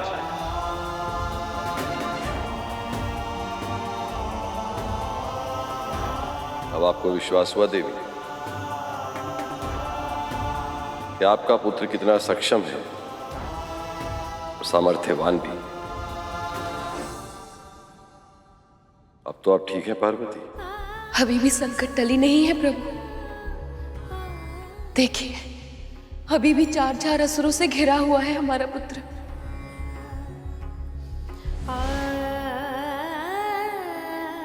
10 वर्ष का बालक और इतनी शक्ति।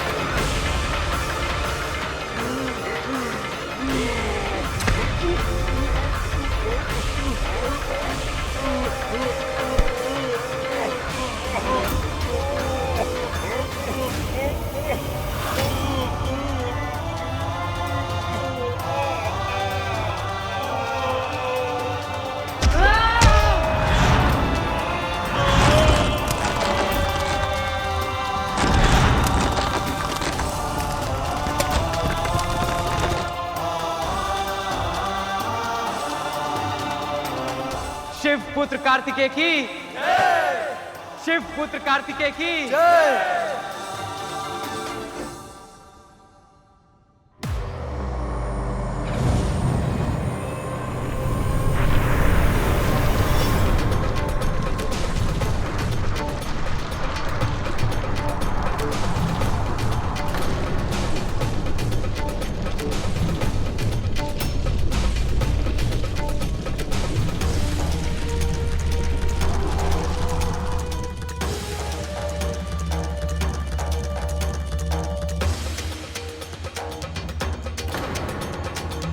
देवराज, ये क्या? ये असुर तो महाविशाल पर्वत में बदल गया है। इसके सामने कार्तिकेय इतना नन्हा सा लग रहा है। इसका सामना कैसे कर पाएगा ये?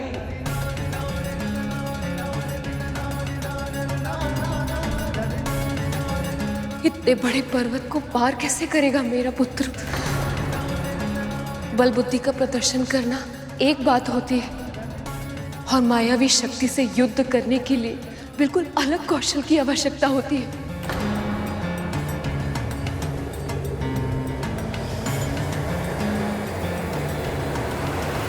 कोई भी पर्वत इतना बड़ा नहीं हो सकता कि एक पुत्र को उसके माता पिता से मिलने से रोक पाए।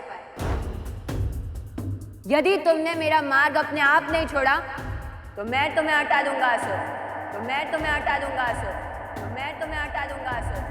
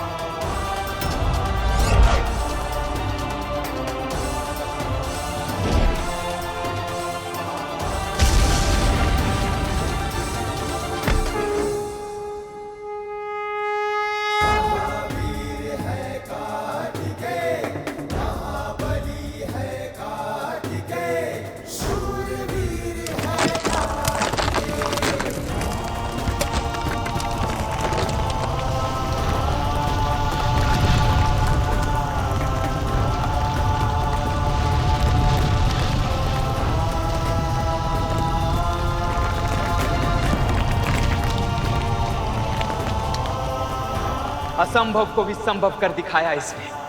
केवल शिव पुत्र ही कर सकता था ऐसा। शिव पुत्र कार्तिकेय की जय! शिव पुत्र कार्तिकेय की जय!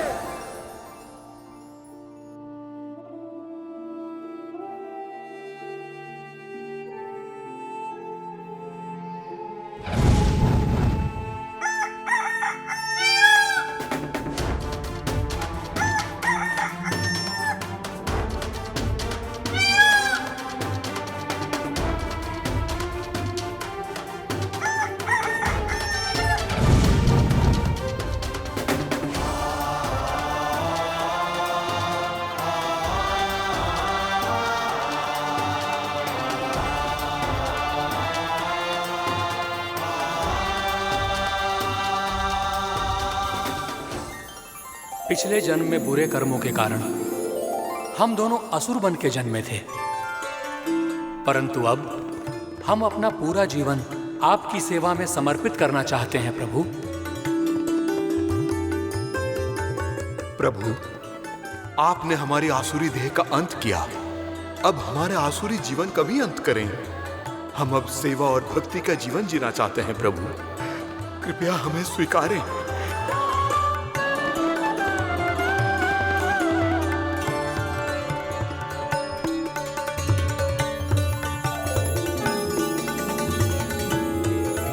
मोर, अब से तुम मेरे वाहन के रूप में जाने जाओगे और अरुण शिखा तुम अब से अनंत काल तक मेरी ध्वजा पर आसीन रहोगे।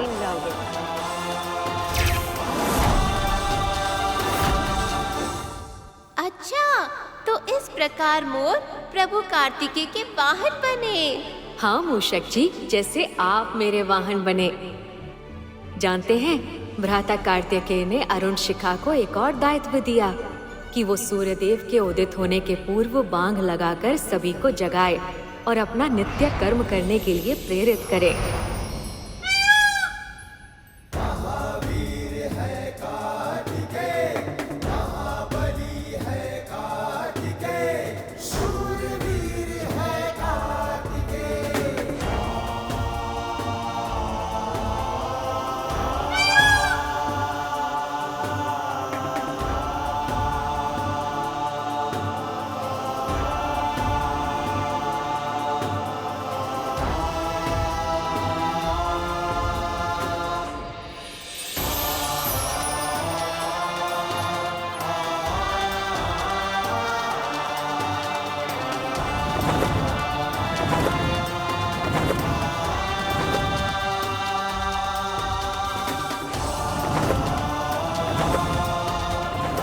शिव पुत्र कार्तिकेय की, शिव पुत्र कार्तिकेय की, शिव पुत्र कार्तिकेय की। बस इसी कारण कार्तिकेय को नया नाम मिला, मुरुगन। देवराज इंद्र और सभी देवताओं के सामने उन्होंने अपने सामर्थ्य को सिद्ध कर दिया था। उन्हें यह विश्वास हो गया कि कार्तिकेय ही वो अतुलनीय योद्धा है जो तारकासुर का संहार करेंगे। सभी उन्हें सृष्टि के रक्षक के रूप में देख रहे हैं। शिवपुत्र कार्तिकेय के जय जयकार के नारे वायुमंडल में गूंज रहे। किंतु तब कोई ऐसा भी था जिसके मन में प्रसन्नता नहीं, आशंका छाई हुई। शिव पुत्र कार्तिकेय की, शिव पुत्र कार्तिकेय की, शिव पुत्र कार्तिकेय की, शिव पुत्र कार्तिकेय की, शिव पुत्र कार्तिकेय की।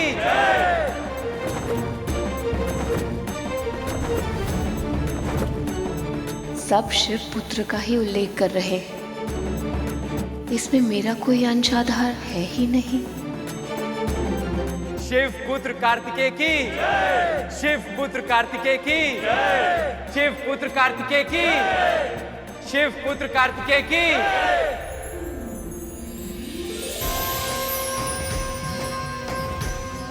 ये देवी पार्वती कहाँ चली गई? मैं अब समझा प्रभु, आप माता पार्वती की किस पीड़ा के विषय में कह रहे थे? उस पीड़ा के विषय में सोचकर ही मेरा मन उदास हो जाता है। तो माँ को कितनी असहनीय पीड़ा हुई होगी। माँ को ऐसा पुत्र चाहिए था जो उनके साथ रहे, जिस पर वो अपनी ममता न्यौछावर कर सके। परंतु इसके विपरीत भ्राता कार्तिकेय को मात्र शिव पुत्र कहकर ही संबोधित किया गया। ये क्या हो रहा है मुझे? इतना विचित्र अनुभव क्यों कर रही हूँ मैं? मेरे पुत्र ने इतनी कम आयु में इतनी बड़ी विजय प्राप्त की है। मुझे तो गर्व अनुभव होना चाहिए, प्रसन्नता होनी चाहिए उसकी सफलता देखकर। पर गर्व और प्रसन्नता के साथ साथ मुझे दुख क्यों अनुभव हो रहा है? ऐसा क्यों लग रहा है कि ये बालक केवल शिव पुत्र ही बनकर रह जाएगा? यदि सच में ऐसा हुआ तो, यदि इसे मुझसे कोई जुड़ाव ही नहीं हुआ तो,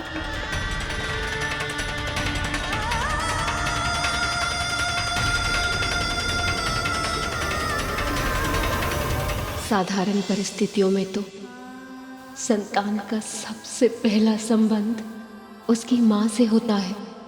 यदि उसने मुझे अपनी माँ के रूप में अस्वीकार कर दिया तो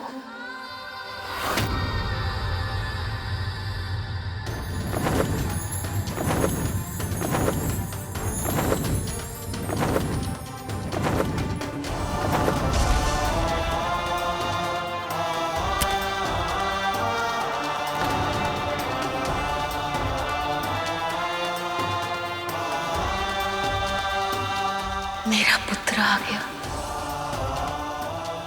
शिव पुत्र कार्तिकेय की, शिव पुत्र कार्तिकेय की, शिव पुत्र कार्तिकेय की, शिव पुत्र कार्तिकेय की, शिव पुत्र कार्तिकेय की, शिव पुत्र कार्तिकेय की, शिव पुत्र कार्तिकेय की, शिव पुत्र कार्तिकेय की।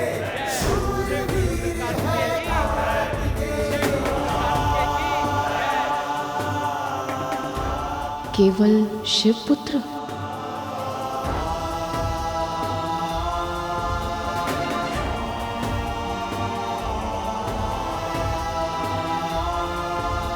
प्रणाम पिताजी।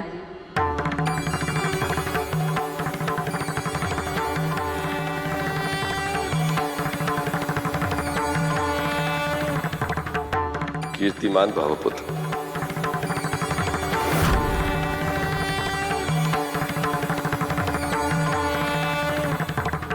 लगता है इसे केवल अपने पिता का बोध है, इसे अपनी माता की अनुपस्थिति का आभास ही नहीं। क्षमा कीजिए पिताजी, पर मैं माँ के दर्शन करना चाहता हूँ।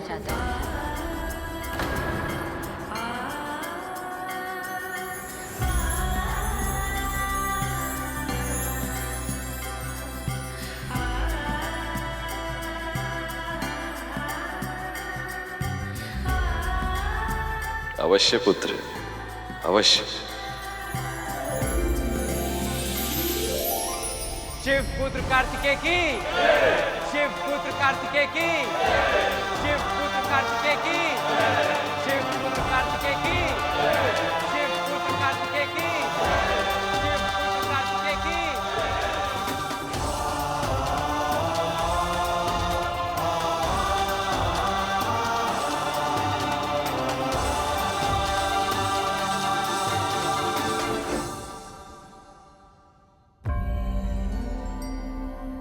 मन तो करता है कि तुझे गले लगाकर अपनी सारी ममता की वर्षा तुझ पर कर दूं, किंतु क्या मेरा वो अधिकार तुझ पर है?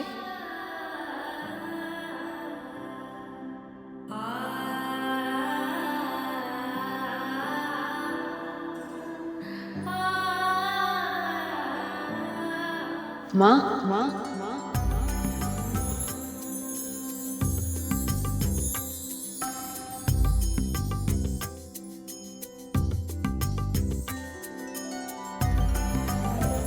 क्या हुआ माँ? आप मुझसे क्रोधित हैं?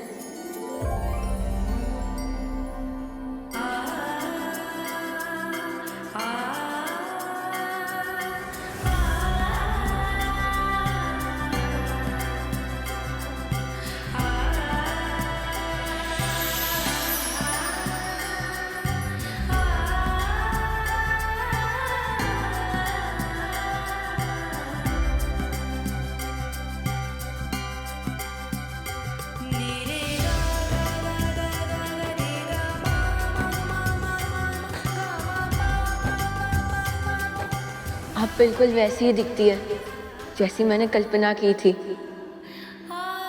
कल्पना? हाँ माँ,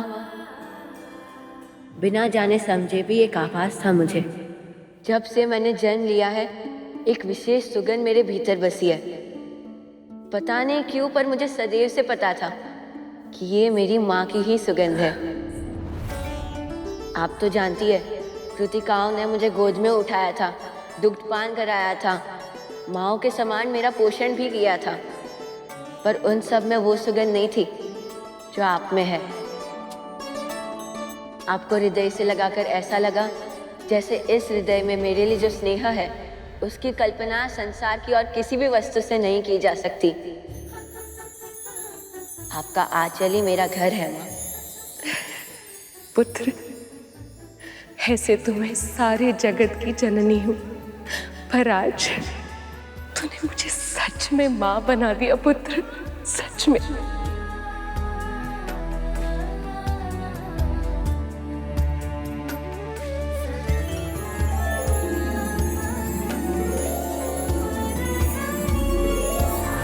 देवी पार्वती ने जब कार्तिकेय को पहली बार गले लगाया तो इस पूरे संसार को स्कंद माता स्वरूप की पहली छवि दिखाई दी।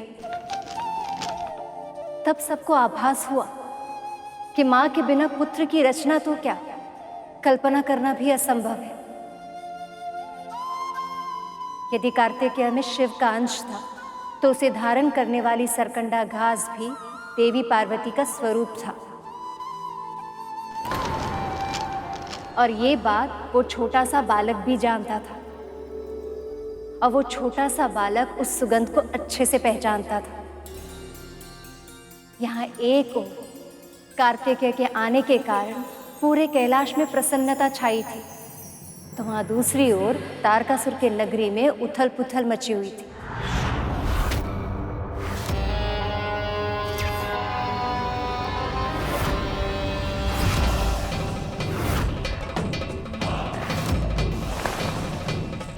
विदुर मारी, ताराक्ष, भयभीत होने की आवश्यकता नहीं है। वीर पुरुषों की तरह लड़ो।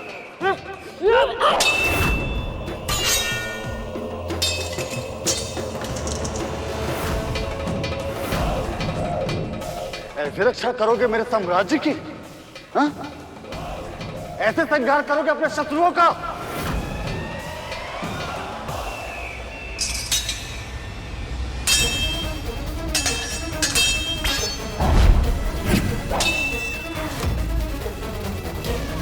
स्वामी, क्या कर रहे हैं आप स्वामी? ये आपके पुत्र हैं, शत्रु नहीं। संभाल के। गृह स्वामिनी हो तुम, वहीं तक सीमित रहो। युद्ध का प्रशिक्षण कैसे देना है ये मत सिखाओ मुझे। अब हटा यहाँ से।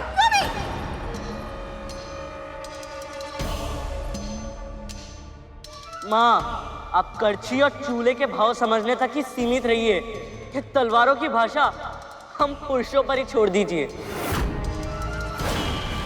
अति का लाड प्रेम करके हमें कायर बनाने का प्रयास मत करो माँ। यहाँ से जाओ।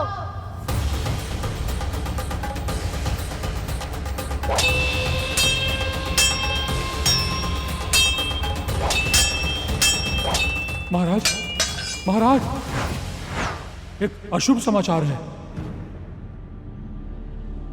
पंचा मारे गए और वो बालक सुरक्षित कैलाश पहुंच गया। स्वामी, स्वामी, ये अनिष्टता का संकेत है। स्वामी, अभी भी समय है। आप शांतिवीरता का संदेश भेज दीजिए। यदि शिवपुत्र ने आक्रमण कर दिया तो सब नष्ट हो जाएगा। स्वामी, समाचार के साथ साथ तुम्हारी वाणी भी अशुभ है। इससे पहले कि मेरा कोई अनिष्ट हो, मैं उस बालक को ही नष्ट कर दूंगा। ताराक्ष, जाओ और पता लगाओ देवता कौन सा षड्यंत्र रच रहे हैं। जाओ। हे माँ, स्वामी मेरे पुत्र को मृत्यु के मुख में भेज रहे हैं। इसकी रक्षा करना माँ। शिव पुत्र कार्तिकेय की, शिव पुत्र कार्तिकेय की, शिव पुत्र कार्तिकेय की, शिव पुत्र कार्तिकेय की, शिव पुत्र कार्तिकेय की। ये स्थान उचित है। यहाँ से अच्छी दृष्टि रख पाऊंगा मैं। कौन क्या कर रहा है और कौन क्या कह रहा है। संतान का पहला नाता उसकी माँ होती है। वही पिता से और सारे संसार से उसकी पहचान करवाती है। इसलिए आप सबसे विनती है, कृपया मुझे गौरी शंकर सूत कार्तिकेय कहकर पुकारिए। यदि आप मेरे पिता से भी पहले मेरी माँ का नाम लेंगे तो मुझे अच्छा लगेगा। अनेक शताब्दियों से हम आपके जन्म के लिए व्याकुल थे। देवताओं के सेनापति का पद आपकी प्रतीक्षा कर रहा है। चलिए कुमार, सप्तऋषि स्वयं आपको पद ग्रहण कराएंगे।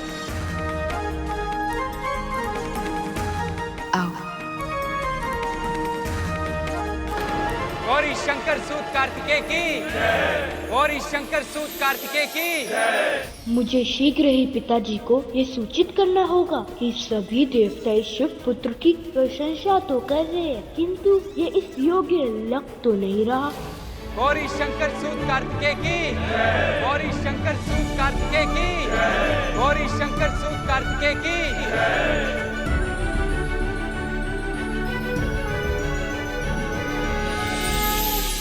यहाँ विराजिए कुमार।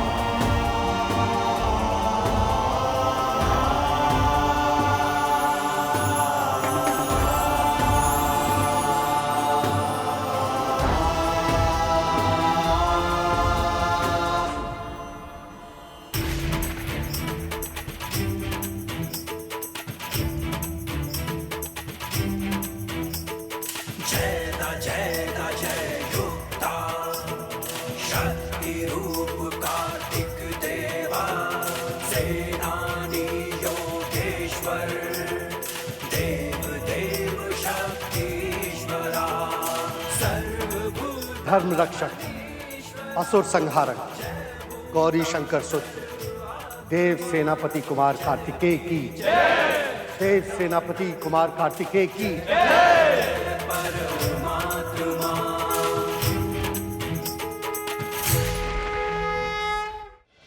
मैं आप सभी देवताओं से आग्रह करता हूं कि आप अपने सेनापति को अपने अपने अस्त्र भेंट कीजिए।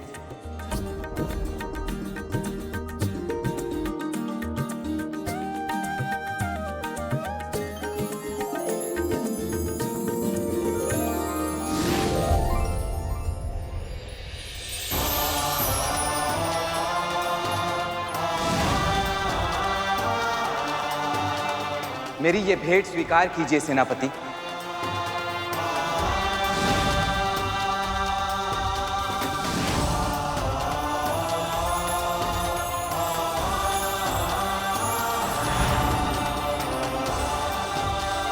अब आप जब भी स्मरण करेंगे तो मेरा ये विशेष अस्त्र आपकी सेवा में समर्पित हो जाएगा।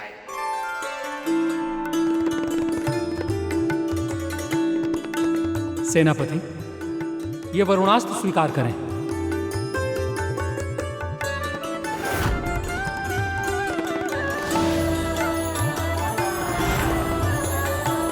सेनापति जी, मेरा ये अग्नि अस्त्र स्वीकार कीजिए।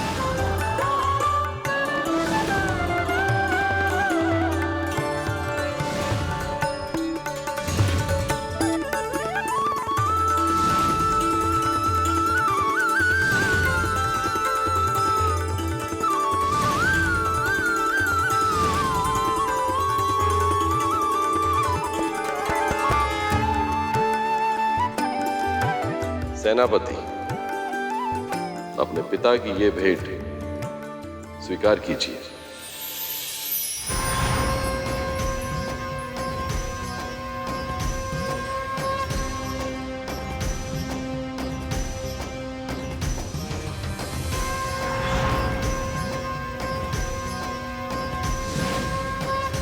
मेरे शक्ति के प्रतीक के रूप में ये शूल सदैव तुम्हारे साथ रहेगा पुत्र।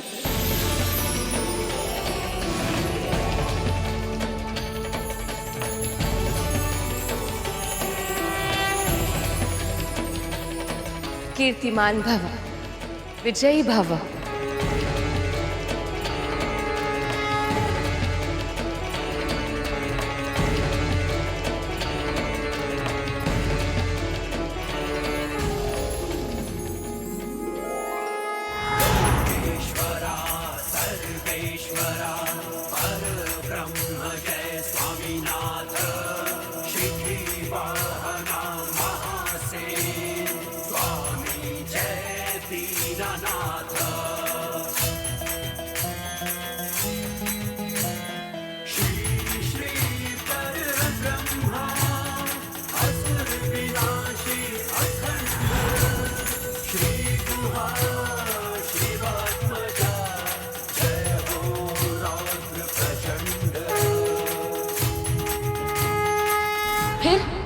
फिर क्या हुआ?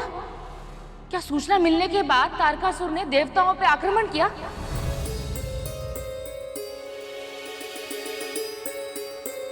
तब तो कार्तिकेय अवश्य उसे मार दिए होंगे, है ना? इतनी शीघ्र नहीं। देवता तो युद्ध करने के लिए आतुर थे, पर देवी पार्वती ने उन सबको रोक लिया। अब हमें आपका साथ प्राप्त हो गया है तो हमारा विश्वास और भी बढ़ गया है। अब तारकासुर का अंत अवश्य होगा। अब हमें और समय व्यर्थ नहीं करना चाहिए सेनापति। आप शीघ्र ही आक्रमण का आदेश दें।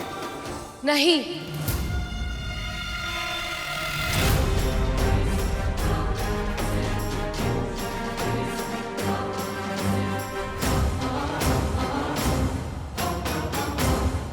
अब हमें और समय व्यर्थ नहीं करना चाहिए सेनापति। आप शीघ्र ही आक्रमण का आदेश दें। नहीं,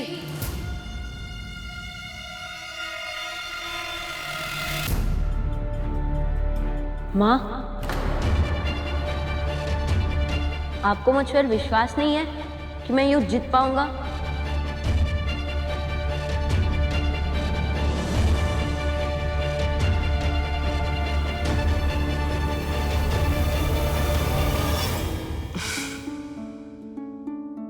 तुम में क्षमता है पुत्र,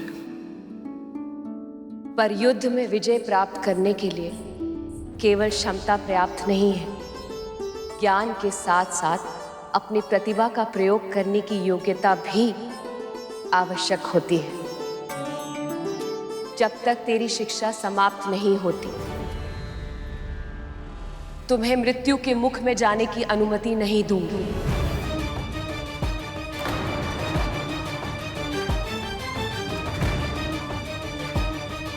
पर मां, शिक्षा दीक्षा में तो समय लग जाएगा और तब तक तारकासुर का आतंक पूरे संसार में इसी तरह व्याप्त होता रहेगा। अब तक तो उसे यह सूचना भी मिल गई होगी कि आपके और महादेव के पुत्र का जन्म हो चुका है, और यह सुनकर वो और भी अधिक व्यग्र हो गया होगा। देवराज इंद्र ठीक कह रहे हैं देवी। अनेक वर्षों से यह संसार उसके अन्याय की अग्नि में जल रहा है।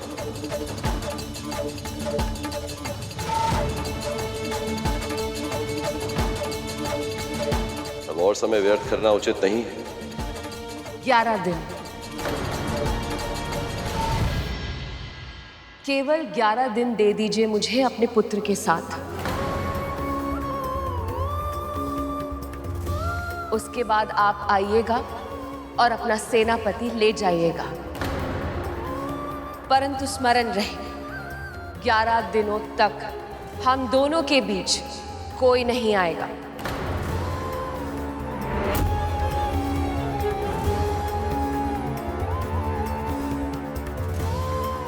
ऐसा ही होगा देवी।